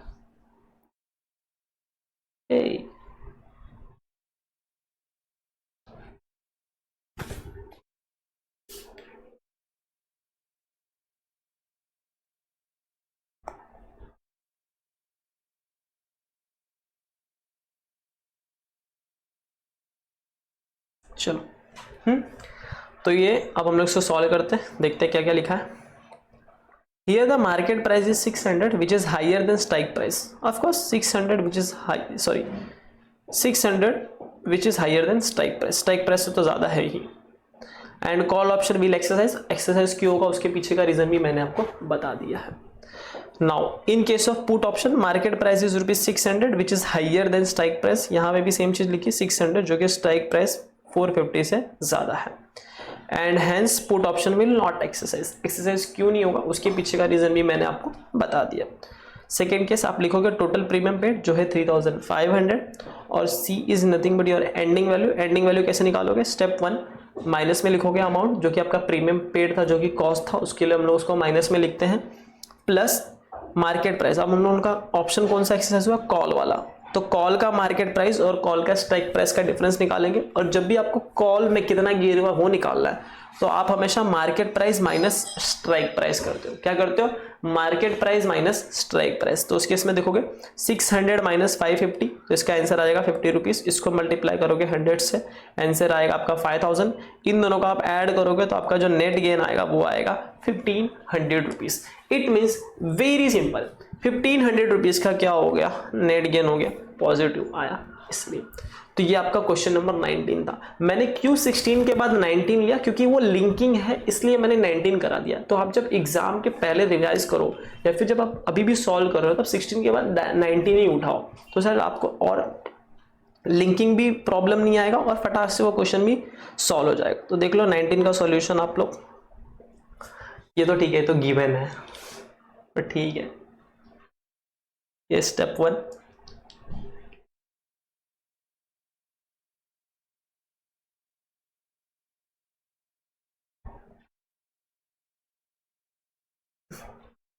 ये एक मिनट,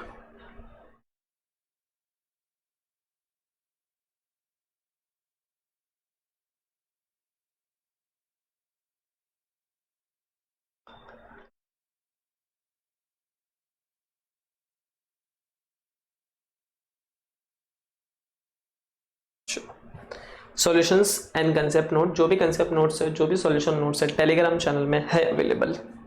हाँ सर पता चल गया, कितनी बार बताओगे।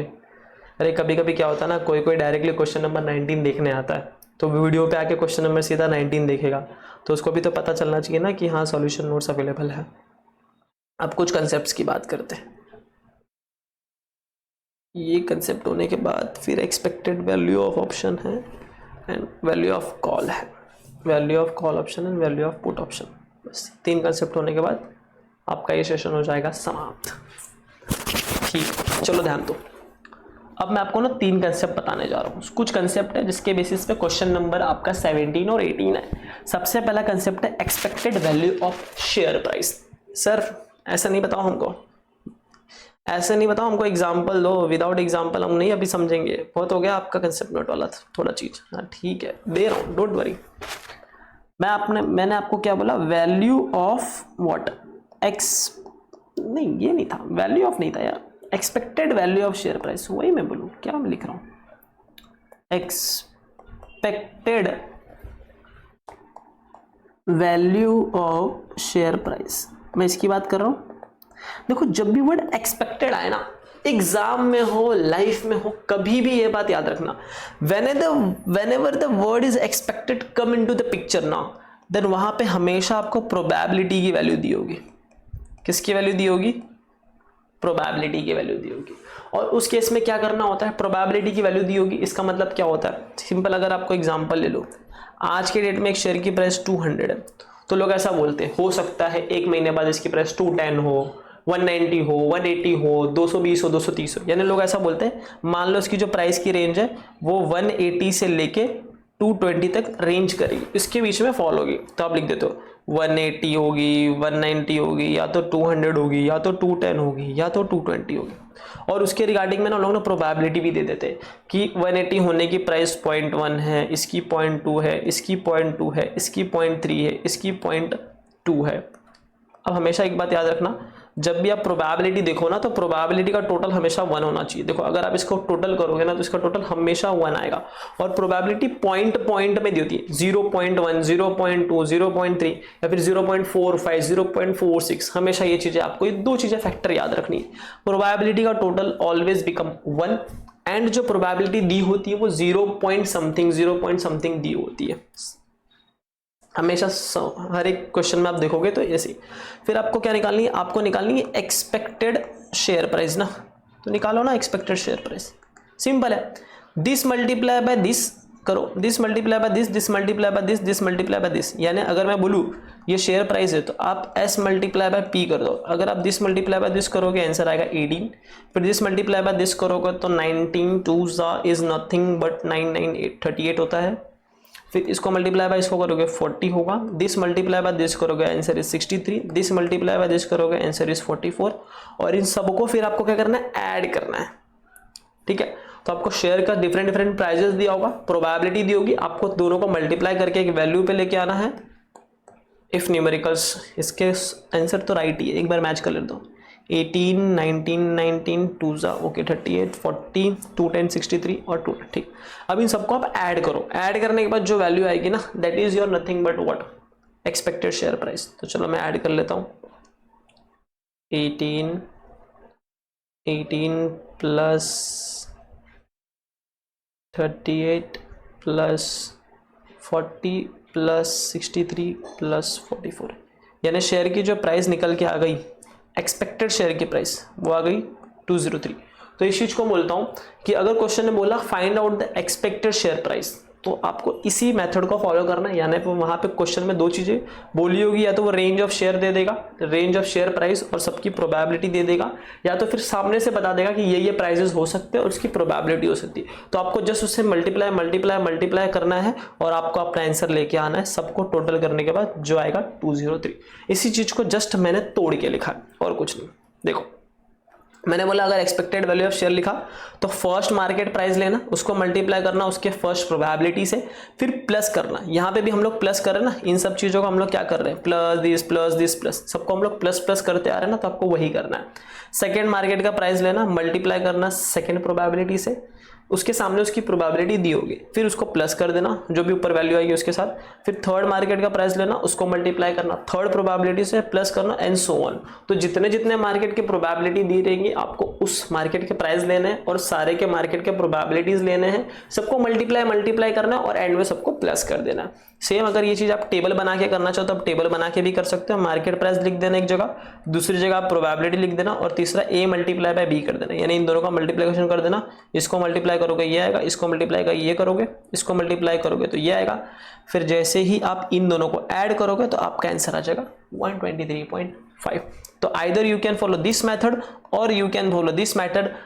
By following both methods you will get the numbers, don't worry about it, because examiner को सिर्फ एक चीज से मतलब है, वो आपका फाइनल आंसर दिखता है। क्या फाइनल आंसर मैच है? हाँ मैच है, चलो मार्क्स दे दो।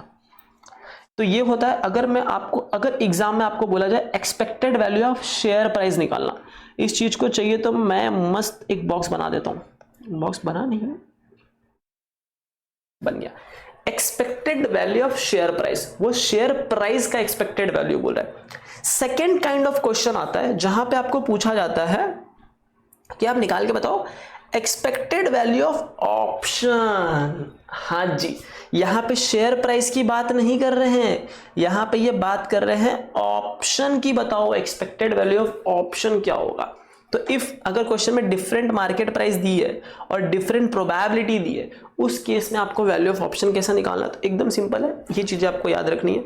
अगर कॉल ऑप्शन फॉलो हो रहा है, अगर आपने कॉल ऑप्शन लिया तो जो कॉल ऑफ, पहले मैं आपको बताता हूँ वैल्यू ऑफ ऑप्शन क्या होता है, फिर इसके अंदर आते हैं, उससे ज्यादा और क्लैरिटी के साथ आपको चीजें समझ में आएगी। तो देखो जब मैं बोलूँ वैल्यू ऑफ ऑप्शन, ये वैल्यू ऑफ ऑप्शन है, मैं यहाँ पे चाहिए तो लिख देता हूँ, इट इज नथिंग बट, अगर आपको एग्जाम में पूछे कि what is the meaning of value of option और वैल्यू ऑफ ऑप्शन कैसा निकलता है, वैल्यू ऑफ ऑप्शन दो चीजों की होती है, या तो वैल्यू ऑफ कॉल ऑप्शन निकलेगी या तो वैल्यू ऑफ पुट ऑप्शन निकलेगी। अब ये वैल्यू मतलब क्या, अरे वैल्यू मतलब कुछ नहीं, गेन पूछ रहा है। एक्चुअली ये यही चीज पूछ रहा है कि अगर आपने कॉल ऑप्शन एक्सरसाइज किया तो कितना गेन होगा, अगर आपने पुट ऑप्शन एक्सरसाइज किया तो कितना गेन होगा। चलो एक क्वेश्चन सॉल्व करते हैं, अरे मस्त तरीके से एकदम धड़ल्ले से एग्जाम्पल लिखेंगे, आपको ऐसी ही चीजें समझ में आ जाएगी। मान लीजिए जो स्ट्राइक प्राइस थी, जो स्ट्राइक प्राइस थी वो थी ₹30, ठीक है। अब मैं बोला डिफरेंट, मैंने आपको डिफरेंट प्राइसेस दे दिए, मैंने क्या कह दिया, मैंने डिफरेंट प्राइसेस दिया, मैंने बोला ₹10, ₹20, ₹30, ₹40, ₹50, ओके। अब मैं बोल रहा हूँ ये है कॉल ऑप्शन, चलो बताओ कहाँ पे एक्सरसाइज होगा, कहाँ पे एक्सरसाइज नहीं होगा। तो आप बोलोगे चलो कंपेयर कर देना, लाइन बनाओ, लाइन बनी नहीं, एक मिनट, लाइन बनाओ, बना दिया। स्ट्राइक प्राइस है 30 रुपीज़, ओके। अब इससे नीचे जितने भी प्राइजेस होंगे वहाँ पे एक्सरसाइज नहीं करेंगे, और इसके ऊपर जितने भी प्राइजेस होंगे यानी 30 के ऊपर वहाँ पे एक्सरसाइज करेंगे, यस। तो देखेंगे क्या यहाँ पे आप एक्सरसाइज करोगे, तो यहाँ पे आप नहीं करोगे। यहाँ पे एक्सरसाइज करोगे क्या, 10 रुपीज़ के केस में एक्सरसाइज नहीं करोगे, 20 पे भी नहीं करेंगे, 30 पे भी नहीं करेंगे, सिंपल है। क्या 40 पे करेंगे, यस। क्या 50 पे करेंगे, यस करेंगे। अब मैं बोल रहा हूँ वैल्यू ऑफ निकाल के बताओ, वैल्यू ऑफ कॉल। तो value of call is nothing but gain कितना होगा। तो देखो अगर मैंने फर्स्ट केस में एक्सरसाइज किया ही नहीं तो मेरा गेन कितना होगा, मेरा गेन कुछ होगा ही ना। तो मेरा गेन क्या होगा, मेरा गेन कुछ नहीं होगा, मेरा गेन 0 होगा। और मैंने इसको एक्सरसाइज नहीं किया तो मैं बोलूंगा it is not exercise. Second case में भी 0, थर्ड में भी 0। क्या फोर्थ में कुछ गेन होगा, यस गेन होगा। वो गेन क्या होगा, 40 रुपीज़ की प्राइस थी और 30 रुपीज़ स्ट्राइक प्राइस थी, यानी मान लो मार्केट प्राइस 40 रुपीज़ थी। तो मैं बोल रहा था ना मार्केट प्राइस और स्ट्राइक प्राइस का डिफरेंस ही तो आप निकालते हो, तो वो क्या हो जाएगा 10 रुपीज़। अब ये 10 रुपीज़ पॉजिटिव कैसे आएगा, आपने क्या कर दिया, आपने market price minus strike price किया। अगर आप मार्केट प्राइस यहाँ पे 40 रखोगे, स्ट्राइक प्राइस 30 रखोगे, तभी इसका आंसर ₹10 पॉजिटिव आएगा। तो जब भी मैं बोलूं कि कॉल ऑप्शन का वैल्यू निकालना है, कॉल ऑप्शन का क्या निकालना है, वैल्यू निकालना है, जस्ट मुझे बताना वैल्यू ऑफ कॉल ऑप्शन क्या है, तो आप हमेशा market price minus strike price करोगे। अगर market price minus strike price का वैल्यू नेगेटिव आता है, जैसे कि अगर हम फर्स्ट एग्जांपल ले, फर्स्ट एग्जांपल के अंदर जो मार्केट प्राइस है वो 10 रुपीज़ है और स्ट्राइक प्राइस है वो 30 रुपीज़। अगर आप इसको सॉल्व करोगे तो आपका आंसर आएगा -20। जब भी आंसर माइनस में आए ना उस केस में आपको वो ऑप्शन एक्सरसाइज तो करोगे नहीं, क्योंकि आपको पता है आप ऑप्शन एक्सरसाइज नहीं करोगे, तो उस केस में जो वैल्यू ऑफ कॉल ऑप्शन होगी वो क्या हो जाएगी, वो इनडायरेक्टली बन के 0 हो जाएगी, क्योंकि कुछ गेन होगा ही नहीं। तो गेन को ही इन लोगों ने दूसरा नाम दे दिया वैल्यू ऑफ कॉल ऑप्शन, कि बताओ आज से 3 महीने बाद इसका वैल्यू कितना बचेगा, तो जो गेन होगा वही तो उसका वैल्यू है, ऐसे करके उसको डिनोट किया गया है। तो अगर आप ये वाला केस देखोगे तो market price minus strike price किया, यानी 40 माइनस 30 तो 10 रुपीज गेन। अब ये वाले फिफ्थ वाले केस में क्या होगा, मार्केट प्राइस कितनी है, फिफ्थ वाले केस में मार्केट प्राइस कितनी है, चलो फिफ्थ वाले केस में market price minus strike price किया, तो मार्केट प्राइस कितनी है फिफ्थ वाले केस में 50 रुपीज़ है और स्ट्राइक प्राइस 30, यानी यहाँ पे जो गेन आया वो आया 20। तो यहाँ पे आप क्या कर रहे हो, यहाँ पे आप जो चीज़ कर रहे हो वो कर रहे हो market price minus strike price, और ये आंसर पॉजिटिव आया तो ही वो वैल्यू ऑफ ऑप्शन होगी, और जो पॉजिटिव वैल्यू आई उसी को आपको वहां पे लिखना है। अगर ये आंसर नेगेटिव आता है, जैसे अगर आप ये वाला एग्जांपल ले लो, अगर आपने 20 माइनस 30 किया, same market price minus strike price, तो आपका आंसर आएगा -10। ये आ गया -10, यानी आप ऑप्शन को एक्सरसाइज करोगे ही नहीं, क्योंकि बायर अपना लॉस चाहेगा ही नहीं ऑप्शंस के अंदर, तो उस केस में आप वैल्यू ऑफ ऑप्शन क्या हो जाएगी, 0 हो जाएगी। अब ये जो मैंने एग्जांपल लिया, ये मैंने कॉल ऑप्शन का एग्जांपल लिया, अब मैं आपको पुट ऑप्शन का एग्जांपल लेके बताता हूँ, सो दैट और क्लैरिटी के साथ आपके साथ चीजें बढ़ी। चलो मान लो जो स्ट्राइक प्राइस है वो है 400, और आपके जो प्राइजेस है वो ये रहे, पहला प्राइस है 200, 300, 400, 500 एंड 600, ठीक है। अब और क्या तीसरी चीजें बतानी है, पुट ऑप्शन है। अब आपको बताना है कहाँ कहाँ पे एक्सरसाइज करेंगे और कहाँ कहाँ पे नहीं करेंगे। तो यहाँ पे एक्सरसाइज करेंगे यस और नो में जवाब देना है और बताना है गेन कितना होगा। चलो लाइन बनाते हैं, लाइन मारी, 1 मिनट अच्छे से लाइन मारेंगे। ये लाइन बनाया हम लोग ने और स्ट्राइक प्राइस लिख दी 400। अब बताएंगे नीचे जाने पे, यानी अगर स्ट्राइक प्राइस से नीचे गई प्राइस तो हम लोग एक्सरसाइज करेंगे, कॉल ऑप्शन में ये होता है, और अगर स्ट्राइक प्राइस 400 भी रही या उससे ऊपर भी गई तो हम लोग एक्सरसाइज नहीं करेंगे। यानी हम लोग क्या करेंगे, इस वाले फेज में एक्सरसाइज करेंगे और जो ऊपर वाली फेज है वहां पे एक्सरसाइज नहीं करेंगे। तो सिंपल है, प्राइस भी लिख देता हूं मैं 300 नहीं आएगा, 300 नीचे आएगा। 300 यहाँ पे कैसे लिखा था, नहीं यहाँ पे भी मार्केट प्राइस नीचे लिख दिया था ना मैंने गलती से, मैंने थोड़ा लाइन यहाँ पे थोड़ा उल्टे तरीके से बनाया था, बट आप लोग समझ गए होंगे, डोंट वरी। 300 नीचे आएगा, फिर 200 नीचे आएगा और 100 नीचे आएगा और 500 ऊपर जाएगा और 600 ऊपर जाएगा, यानी कि इस केस में भी अप्लाई नहीं करना, इस केस में भी हम लोग ये नहीं करेंगे। ओके, 100 रुपीज़ प्राइस है नहीं, तो जो ऊपर की दोनों केस है उस केस में हम लोग ऑप्शन को एक्सरसाइज नहीं करेंगे, बट नीचे के दो केस में हम लोग ऑप्शन एक्सरसाइज करेंगे। तो 200 में एक्सरसाइज करेंगे, यस, इसमें नो, इसमें नो, इसमें नो। ठीक है, ये चीज़ आपको समझ गई, कहाँ पे एक्सरसाइज करेंगे, कहाँ पे नहीं करेंगे। अब हम लोग देखते हैं गेन। जब हम लोग एक्सरसाइज करेंगे तो हम लोग क्या करते हैं, गेन, यानी जो स्ट्राइक प्राइस है और स्ट्राइक प्राइस और मार्केट प्राइस का हम लोग डिफरेंस निकालते हैं। तो स्ट्राइक प्राइस है 400 माइनस 200, इसको जब आप सॉल्व करोगे 200 तो आंसर आ जाएगा 200। यहाँ पे हो जाएगा 300 माइनस 200, तो आंसर इज 100।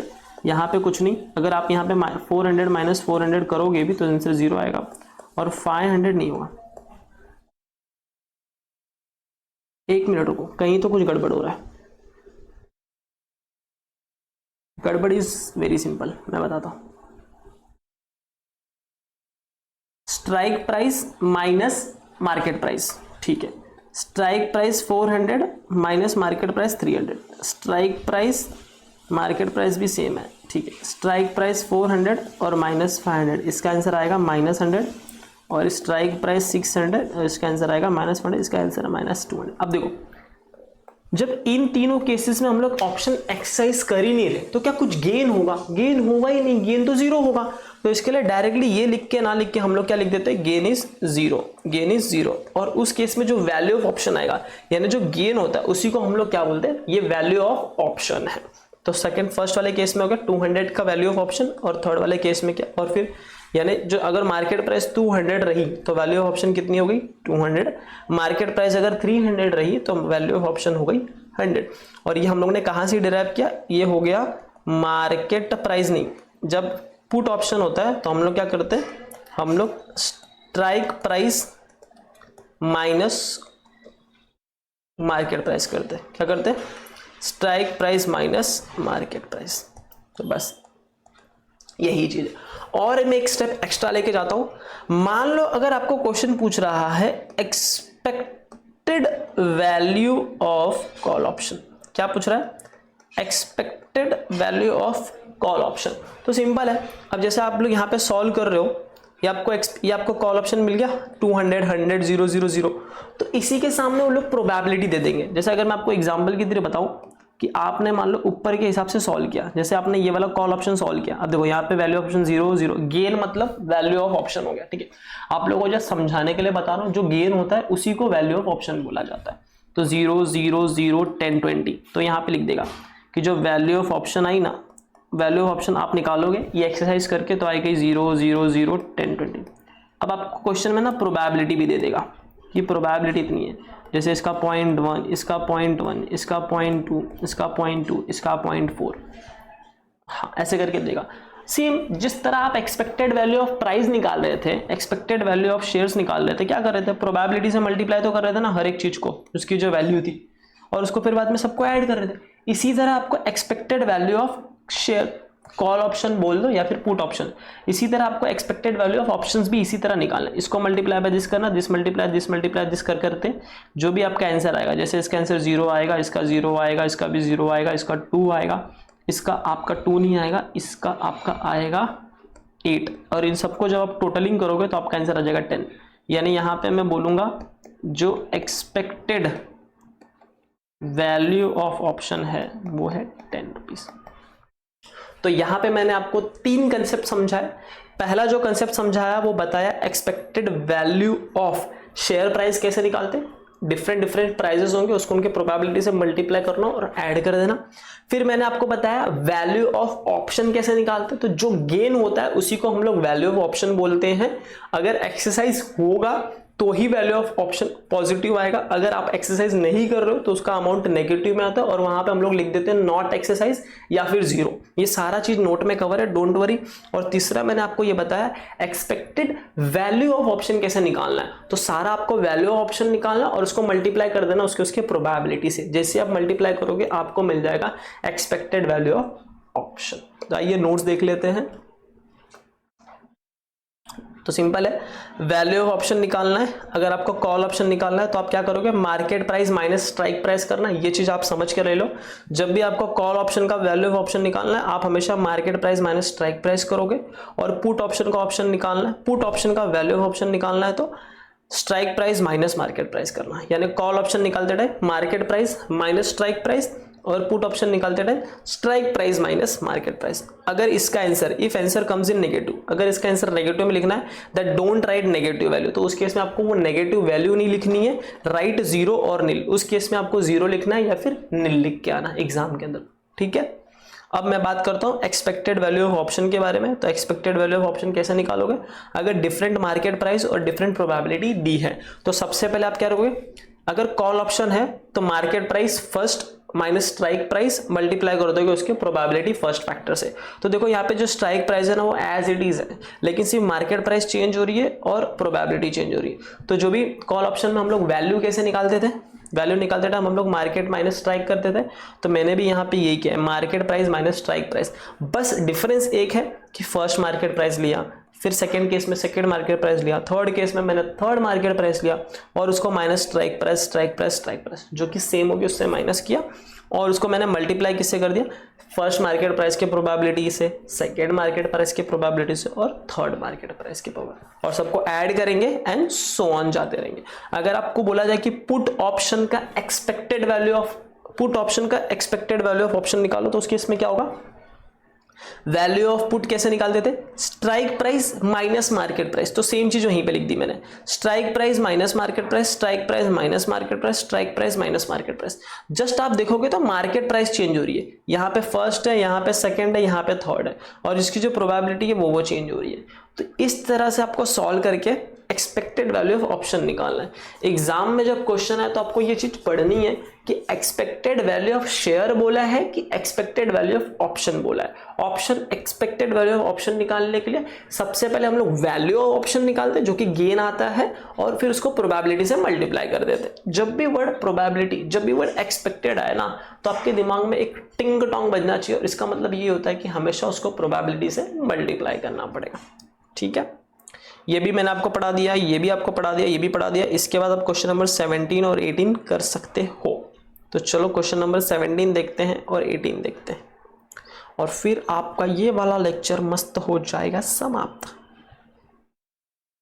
17, क्वेश्चन नंबर 17 देखो क्या बोल रहा है, equity share of PQR limited is presently quoted at 320। तो इसकी जो करंट मार्केट की प्राइस है वो कितनी है, 320 रुपीज, ठीक है। Now the market price of the shares after 6 month has the following probability distribution. तो वो बोल रहा है मार्केट प्राइस 6 महीने बाद कितनी होगी, या तो 180 होगी, या तो 260 होगी, या तो 280 होगी, या तो 320 होगी, या तो 400 होगी, और उसकी रिस्पेक्ट टू प्रोबेबिलिटी दे दी कि 180 होने के चांसेस 0.1 है, 260 के इतने हैं, 280 का 0.5 है, 380 होने के 0.1 है, 400 होने के 0.1 है, ठीक है। Now a put option with a strike price of 300 can be return. अब यहाँ पे पुट ऑप्शन लिया है, पुट ऑप्शन यानी कि क्या, सेल ऑप्शन लिया, ठीक है, कोई बात नहीं। You are required to find out expected value of option. देखा यहाँ पे इसने क्या मांगा है, एक्सपेक्टेड वैल्यू ऑफ ऑप्शन मांगा है एट मैच्योरिटी। तो जब एक्सपेक्टेड वैल्यू ऑफ ऑप्शन बोला है मतलब ये कौन सी चीजें बोल रहा है, ये वाला चीज इसने मांगा है। यानी इस केस में आपको क्या करना है, सिंपल ये चीज आपको फॉलो, अरे मैंने आपको ये वाली चीज लिखाई क्या, हाँ ये मैंने आपको नोट नहीं पढ़ा है इसके साथ, सॉरी मैं आपको पढ़ा देता हूं। If upon solution of any element answer, अगर मान लो कोई भी एलिमेंट है, जैसे ये एलिमेंट होगा, ये एलिमेंट, इन सबको मैंने एलिमेंट बोला है। If upon solution of any element answer comes in negative, then write not exercise and give reason। तो कभी भी आपको याद रखना है, अगर strike price minus market price आप कर रहे हो और आपका आंसर नेगेटिव होगा, नेगेटिव मतलब आपको एक्सरसाइज नहीं करना है, तो उस केस में आप क्या लिख दोगे, उस केस में आप लिख दोगे कि ये ऑप्शन एक्सरसाइज नहीं किया, इट मींस नॉट एक्सरसाइज। तो उस केस में जो वैल्यू ऑफ ऑप्शन निकल के आएगी आफ्टर मल्टीप्लीकेशन ऑफ प्रोबेबिलिटी वो क्या आएगा, उस केस में आप लिखोगे नॉट एक्सरसाइज। कैसे क्या होता है अभी क्वेश्चन देखेंगे वो ज्यादा समझ में आए। तो ये जो क्वेश्चन है ये पुट ऑप्शन का क्वेश्चन है। जब हम लोग पुट ऑप्शन करते हैं तो वैल्यू ऑफ ऑप्शन कैसे निकालते हैं, हम लोग बोलते हैं जो भी स्ट्राइक प्राइस आएगा वो लिखेंगे, उसमें से माइनस करेंगे मार्केट के प्राइस को, डिफरेंट मार्केट प्राइस को माइनस करेंगे और मल्टीप्लाई कर देंगे प्रोबेबिलिटीज को, और जितने भी है सारे सारे हम लोग टर्म्स रख के उसको माइनस करते करते जाएंगे और प्रोबेबिलिटी से मल्टीप्लाई करेंगे और फाइनल आंसर को ऐड कर देंगे, और जहां पे नेगेटिव आएगा वहां पे हम लोग लिखेंगे नॉट एक्सरसाइज, और नॉट एक्सरसाइज लिखेंगे उसके पीछे हम लोग रीजन देंगे। तो ये था क्वेश्चन। अब हम लोग सॉल्यूशन की तरफ चलते हैं। ये रहा आपका सॉल्यूशन।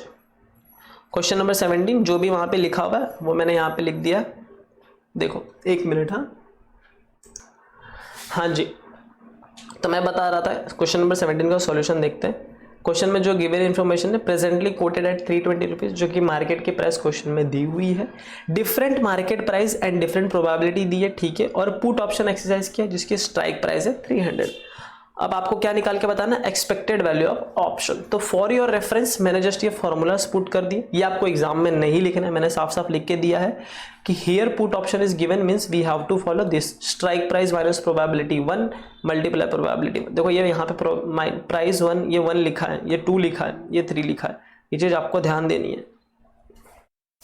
अगर चाहिए ना तो मैं इस चीज को ना थोड़ा सा और अच्छे से लिख देता हूँ सो दैट कंफ्यूजन आपको ना, क्योंकि प्राइस 1 2 तो दिख रही है, 1 नहीं दिख रही है, ये 1 दिखी, और कंसेप्ट नोट्स में भी ये 1 कर देता हूँ अच्छे से।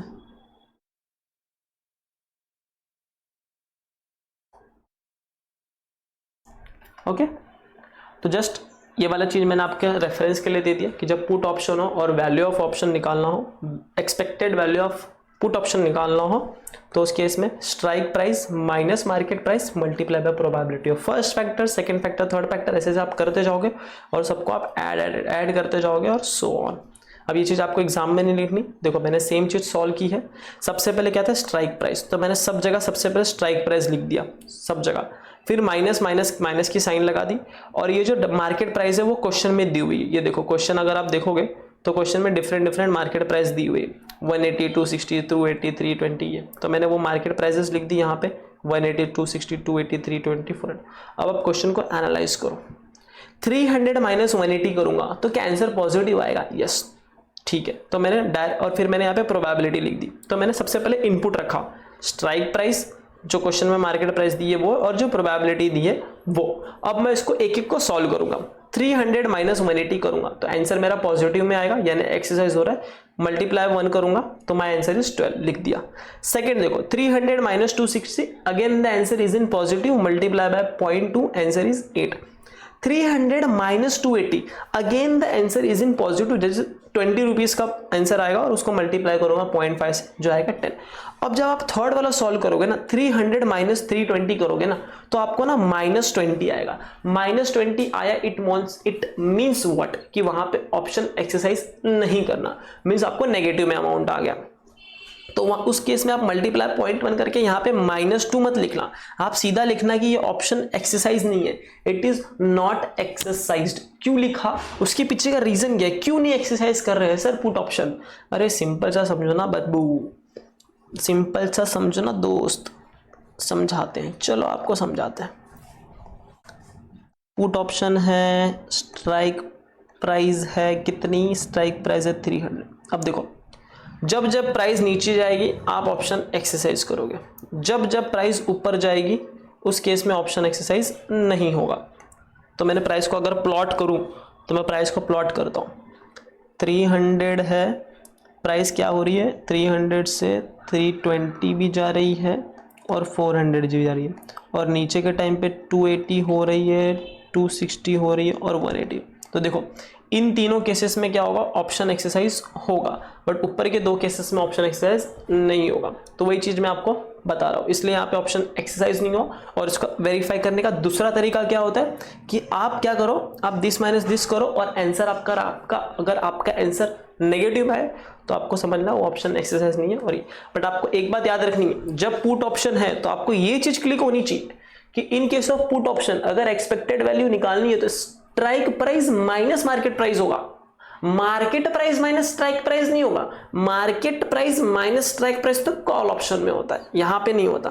फिर आप क्या करोगे, आप इन तीनों को ऐड कर देना, 12, 8, 10, ये नॉट एक्सरसाइज मींस यहां का आंसर 0 ही होता है, इसको ऐड करोगे तो आपको क्या मिल गया, आपको आपका आंसर मिल गया, the answer which is required by your answer, required by question expected value of option, इसको मैं ग्रीन कर देता हूँ, ये एग्जामिनर आपसे क्या दिखेगा।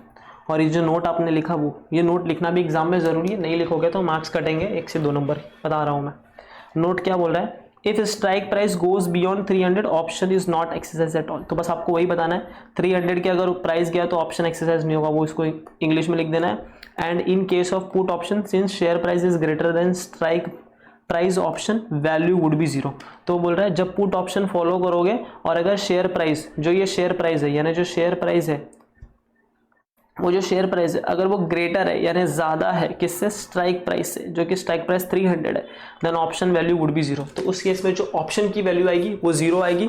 वो कहाँ से डिराइव हो रहा है, अगर आप कंसेप्ट नोट देखोगे तो वो भी मैंने चीज लिखा है कि if answer comes in negative, if answer comes in negative then don't write negative value, then don't write negative value, write it 0 और nil।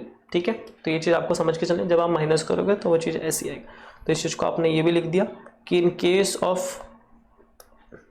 Case of put option के केस में अगर share price greater than strike price है then option value would be 0। ठीक है, चलो अब हम लोग का ये वाला आंसर तो हो गया सॉल्व। तो एक बार आप चाहिए तो देख सकते हो, एंड दिस थिंग, ये सारे आंसर आपको मॉड्यूल से मैच हो जाएंगे, डोंट वरी अबाउट इट। सारे के सारे आंसर अगर दिखाना है तो एक बार मैं आपको आंसर गो थ्रू करा देता हूँ।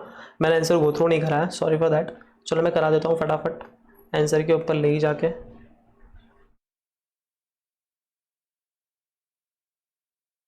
फिर एक क्वेश्चन नंबर 18 है जो कि छोटा सा क्वेश्चन है, फिर आपका ये हो जाएगा।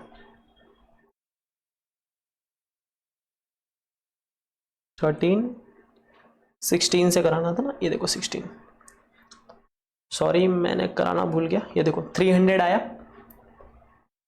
300 आया, देखो 300। ठीक है, फिर नेट लॉस था 200 रुपीज़ का, फर्स्ट केस में नेट लॉस था 200, ये रहा नेट लॉस 200। फिर उसके बाद 100 रुपीज़ का गेन था, और यहाँ पे आप देखोगे तो 100 रुपीज़ का गेन था। तो क्वेश्चन नंबर 16 का हो गया। 19 का करा देता हूँ। 19 पहला था 3500 का प्रीमियम, तो 3500 आपका प्रीमियम हो गया।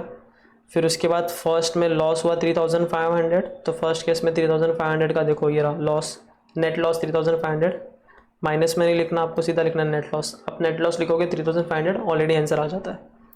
फिर नेट गेन हुआ 6500 का, तो नेट गेन हुआ 6500 का सेकंड केस में, और फोर्थ में था 1500 का गेन, सॉरी सेकंड केस में 6500 का गेन हुआ वो लिख दिया, और फिर उसके बाद 1500 का गेन हुआ। तो देखोगे 6500 गेन और 1500 गेन। ठीक है, फिर क्वेश्चन नंबर 17 अभी हम लोग ने किया, जिसका आप एक्सपेक्टेड वैल्यू देख सकते हो 30 रुपीज़, और ये लाइन आपको लिखनी है। If strike price go beyond 30 तो ऑप्शन एक्सरसाइज नहीं होगा। And in case of put option since जो शेयर प्राइस है वो ग्रेटर देन है strike price, option value would be 0। ठीक है, अब हम लोग बढ़ते क्वेश्चन नंबर 18 की तरफ। क्वेश्चन नंबर 18 पढ़ते हैं, फिर आते हैं उसके ऊपर। Last question of this session, कोई नहीं 5 मिनट और दो बस, क्वेश्चन नंबर 18 डन। अरे एग्जाम में आएगा 4 नंबर के लिए, पता है आपको, आ सकता है। You as an investor had purchase 4 month call option, ठीक है, कॉल ऑप्शन लिया है, बाय ऑप्शन लिया on the equity shares of X limited of ₹10, 10 रुपए के हिसाब से। ठीक है, कोई बात नहीं। Which is the current market price, जिसका करंट मार्केट प्राइस है 130 रुपीज। ठीक है, तो जो करंट मार्केट प्राइस है 330, 132 और 330, 132 रुपीज, और एक्सपेक्टेड प्राइस है एक्सरसाइज प्राइस है 150। तो जो आपका स्ट्राइक प्राइस है, इस केस में स्ट्राइक प्राइस बोलो या फिर एक्सरसाइज प्राइस बोलो, दोनों सेम होता है। You expect the price range of 120 to 180, यानी प्राइस रेंज दिया है 120 to 180, हम एक्सपेक्ट कर रहे हैं उतना लगेगा। And the expected share price of X limited related to probability भी दिया, और देखो प्रोबेबिलिटी दे के रखा है 120 के लिए इतना, 140 के लिए इतना, 160 के लिए इतना, 180 के लिए इतना, और ये ठीक है चलेगा। हमको क्या क्या मांगा है, हमको उसने बोला आप 3 चीजें कैलकुलेट करो। पहला आप बताओ एक्सपेक्टेड शेयर प्राइस कितना होगा at the end of 4 month, एकदम ईजी है। ये शेयर प्राइस है, इसको इससे मल्टीप्लाई करेंगे, सबको सबसे मल्टीप्लाई, इसको इससे मल्टीप्लाई, इसको इससे मल्टीप्लाई, इसको इससे मल्टीप्लाई, इसको इससे मल्टीप्लाई, इसको इससे मल्टीप्लाई करते करते करते जो आंसर आएगा उसको ऐड कर देंगे और अपना आंसर निकल जाएगा। सेकेंड चीज बोलिए, value of call option at the end of 4 month if the exercise price prevail. Exercise price prevail का मतलब क्या होता है? एक्सरसाइज प्राइस कितनी है? अगर आप क्वेश्चन में देखोगे एक्सरसाइज प्राइस इज 150, यानी बता रहे हैं वैल्यू बताओ कॉल ऑप्शन की वैल्यू कितनी होगी। यहां पे एक्सपेक्टेड वाला बात नहीं बोला है, यहां पे अगर आप कंसेप्ट नोट्स में जाओगे ना तो यहां पे इसने ये वाली चीजें मांगी है, ये वैल्यू की बात कर रहा है। बताओ वैल्यू ऑफ कॉल ऑप्शन क्या होगा, तो आपको ये वाला बताना है। कॉल ऑप्शन का value means market price minus strike price, ठीक है। तो क्वेश्चन पढ़ते हैं, उस केस में वैल्यू ऑफ कॉल ऑप्शन बताना है, यानी यहाँ पे एक्सपेक्टेड वर्ड यूज नहीं किया तो आपको सिर्फ वैल्यू निकाल के देनी है। Value means gain. और अगर आपका एक्सरसाइज प्राइस प्रिवेल हो रहा है, एक्सरसाइज प्राइस प्रिवेल का मतलब क्या होता है कि जो स्ट्राइक प्राइस है 150, यानी जो स्ट्राइक प्राइस 150 की थी, जो एक्सरसाइज 150 है, एक्सरसाइज प्राइस जो 150 क्वेश्चन में दी हुई है वही मार्केट की प्राइस है on the day of exercise. इसका मतलब होता है कि एक्सरसाइज प्राइस प्रिवेल हो रही है, यानी एग्जिस्ट कर रही है। आप इसको एग्जिस्ट लिख सकते हो या फिर आप लिख सकते हो ऑन एक्सपायरी मार्केट प्राइसेस ₹150। और तीसरी चीज मांग रहा है ये, in case of option is held to its maturity. अगर मान लो जो ऑप्शन आपने उसको मेच्योरिटी तक रखा, then what will be the expected value of call option. अब आया एक्सपेक्टेड वैल्यू, तो चलो देखते हैं सॉल्यूशन। 18 तो जो जो चीजें दी थी वहां पे मैंने यहाँ पे लिख दी। Given investor purchase 4 month call option जिसकी 10 रुपए की वैल्यू थी, ये 10 रुपए इसकी प्रीमियम अमाउंट है, ठीक है, आपको इतना समझ नहीं है। Current market price is 132 rupees, okay. Exercise price है 150, यानी स्ट्राइक प्राइस 150 है। You expect a price range between 120 to 190। सबसे पहले बोला एक्सपेक्टेड शेयर प्राइस निकाल के बताओ, तो मैंने वही बोला this multiply by this, this multiply by this, this multiply by this, यानी दिस मल्टीप्लाई बाय दिस मतलब समझ लो ये जो मार्केट की प्राइस है इसको मैंने उसकी प्रोबेबिलिटी से मल्टीप्लाई किया, दूसरे मार्केट के प्राइस उसके प्रोबेबिलिटी से मल्टीप्लाई किया, थर्ड के थर्ड वाले के प्रोबेबिलिटी से, फोर्थ के फोर्थ और फिफ्थ के फिफ्थ। आप ऐसे सॉल्व करो या तो आप टेबल बना के भी सॉल्व कर सकते हो। फिर इसका आंसर ये, सबका आंसर ये आएगा। इन सबको आप ऐड करोगे तो आपका जो प्राइस आएगा वो आएगा 160 रुपीज़, यानी 160 rupees is nothing but your expected value, expected share price होगी, ठीक है। सेकेंड केस क्या बोला इसने निकाल के देने के लिए, value of call option if exercise price prevail. मतलब आप सिंपल समझो ना, एक्सरसाइज प्राइस प्रिवेल मतलब मार्केट में उतनी ही प्राइस होगी जो एक्सरसाइज प्राइस थी। तो इसकी एक्सरसाइज प्राइस कितनी है? 150 है, 150। एक्सरसाइज प्राइस कितनी है? 150। जहां पे भी उस पूरे चैप्टर में एक्सरसाइज प्राइस है, इसका मतलब आपको समझना स्ट्राइक प्राइस भी सेम है। एक्सरसाइज प्राइस और स्ट्राइक प्राइस दोनों को हम लोग इंटरचेंजेबली यूज करते हैं, तो आपको ज्यादा कंफ्यूज नहीं होना। अरे सर आपने तो स्ट्राइक प्राइस पढ़ाया, यहाँ पे तो एक्सरसाइज प्राइस आ रहा है, अब क्या करें? थोड़ा फील लो ना टॉपिक का। एक्सरसाइज प्राइस मतलब स्ट्राइक प्राइस, वो जैसी प्राइस आएगी उस पर हिट हो जाएगा वो चीज। तो जब भी मैं स्ट्राइक प्राइस लिखूँ इसका मतलब आप एक्सरसाइज प्राइस ही समझो। तो इसका आंसर क्या होता है? जब आप वैल्यू ऑफ कॉल ऑप्शन निकालते हो तो वैल्यू ऑफ कॉल ऑप्शन में क्या होता है? Market price minus strike price. तो जब आप market price minus strike price करोगे, यानी ये बोल रहा है कि मार्केट प्राइस भी 150 ही है, जो एक्सरसाइज प्राइस 150 अज्यूम करो वही प्राइस प्रिवेल हो रही है, यानी वही प्राइस मार्केट में भी है। तो 150 माइनस 150 करोगे और आपका आंसर 0 आएगा, या तो आप नील लिख सकते हो, या तो आप 0 लिखो या तो आप नील लिखो। और थर्ड चीज जो निकालनी थी वो निकालनी थी expected value of call option. Call option के लिए आप कैसे फॉर्मूला लगाते हो? कॉल ऑप्शन के लिए क्या होता है? Market price minus strike price multiply by probability. वापस बोल रहा हूं, market price minus strike price multiply by probability. तो मैंने सब जगह पे देखो मार्केट प्राइस लिख दिया 120, 140, 160, 180, 190, डेटा फीड किया, फिर minus minus minus minus minus लिखा, फिर सबका strike price strike price strike price लिखा। अब देखते हैं क्या करने से नेगेटिव आता है। तो देखो लॉजिक पे जाना, चलो यहाँ का भी मैं लॉजिक आपको दे देता हूँ। स्ट्राइक प्राइस कितनी है?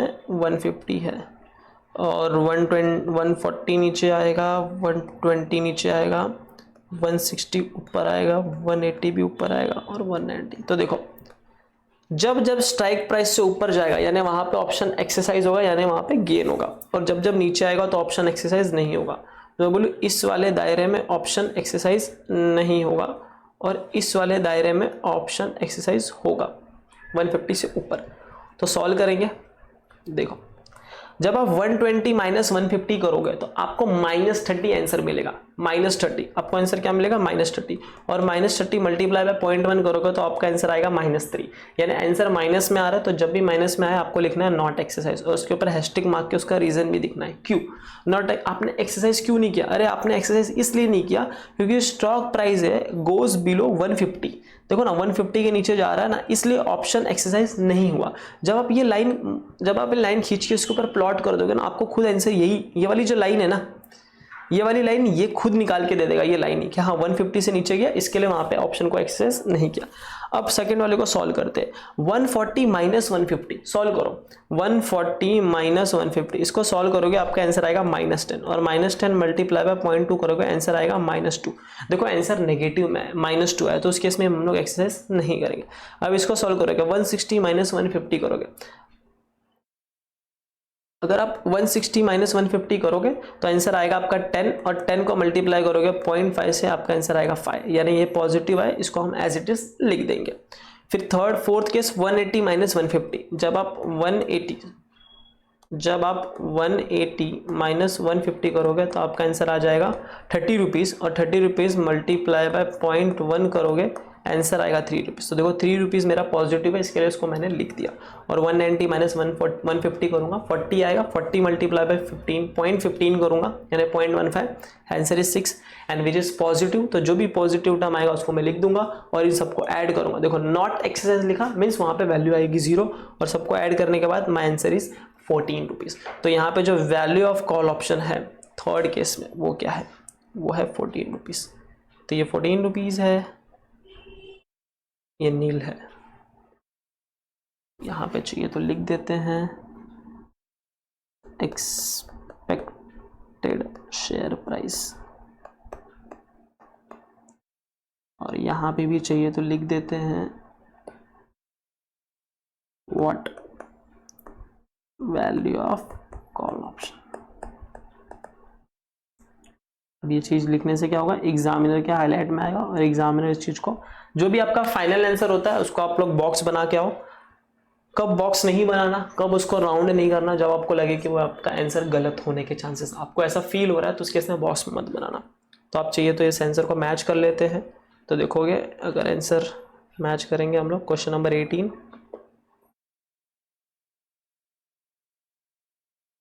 सो एक्सपेक्टेड शेयर प्राइस कितनी थी 160.50, ये देखो 160.50, एंड ये इसका वैल्यू नील है, नील, और आपका जो ये आया 14 रुपीज़, ये देखो 14 रुपीज़।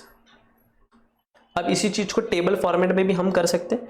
टेबल फॉर्मेट में कैसे करोगे, अल्टरनेटिवली आप value of call option table format में भी निकाल सकते हो। सारे एक्सपेक्टेड प्राइस लिख दो, फिर आप वैल्यू ऑफ कॉल निकालो। सबसे पहले वैल्यू ऑफ कॉल कैसे निकलता था, अब देखो यहाँ पे मैं चाहिए तो इसका रेफरेंस दे देता हूँ कि वैल्यू ऑफ कॉल कैसे निकला है, सो दैट आपको इन फ्यूचर तकलीफ ना हो।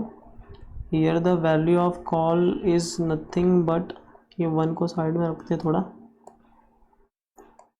ये वैल्यू ऑफ कॉल कैसे निकला, ये निकला आपका market price minus strike price. Exam में अगर वहाँ पे एक्सरसाइज प्राइस लिखा है तो आप लोग एक्सरसाइज प्राइस भी लिख सकते हो, सो दैट क्या थोड़ा और ज़्यादा कंफर्टेबल होगा। तो इसको सॉल्व करते टाइम आप लोग एक्सरसाइज प्राइस लिख देना स्ट्राइक प्राइस की जगह पे। तो आप सबसे पहले एक्सपेक्टेड प्राइस लिखो, तो देखो मैंने ये एक्सपेक्टेड प्राइस लिख दी क्वेश्चन के हिसाब से, फिर मैंने वैल्यू ऑफ कॉल निकाला। वैल्यू ऑफ कॉल मैंने पहले ही बोला था, अगर माइनस नेगेटिव में आए, अगर आपका जो आंसर है this minus this, this minus this अगर नेगेटिव आए तो आपको आंसर 0 लिख देना, और उसके पीछे रीजन क्या दे देना है, if answer comes in negative then don't write negative value, write 0। आप वही एग्जाम में ये मत लिख के आना, ये मैंने सिर्फ आपको समझाने के लिए लिखा है, only for understanding purpose, only for understanding purpose, don't write this line in exam। ठीक है, देन आप अगर इसको सॉल्व करोगे, दैट इज अगर आप करोगे 140 माइनस 150 तो अभी आपका -10 आंसर आएगा, तो 0 लिख देना। 160 माइनस 150 करोगे तो 10 पॉजिटिव आएगा, यानी वैल्यू ऑफ कॉल 10 आ गई। फिर 180 माइनस 150 करना, वैल्यू ऑफ कॉल 30 आ गई। 190 माइनस 150, वैल्यू ऑफ कॉल 40। इन सारे वैल्यूज को आपने ये वैल्यू ला दी। अब आप प्रोबेबिलिटीज लिखना और दिस मल्टीप्लाई बाय दिस करते हुए चलना। जब आप this multiply by this multiply by this multiply by this multiply by this और दिस मल्टीप्लाई बाय दिस करोगे तो आपको इसका आंसर मिलते जाएगा। देखो 10 मल्टीप्लाई बाय 0.5 करोगे 5, दिस मल्टीप्लाई बाय दिस करोगे 3, दिस मल्टीप्लाई बाय दिस करोगे 6 और इन सबको ऐड करने के बाद योर आंसर इज 14। तो either you can follow this और you can follow this, both answer are acceptable in your examination, don't worry about it. ठीक है, आप लोग सॉल्यूशन देख लीजिए।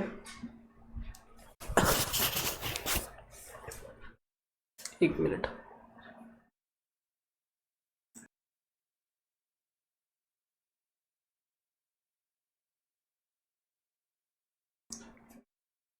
सॉल्यूशन देख लीजिए।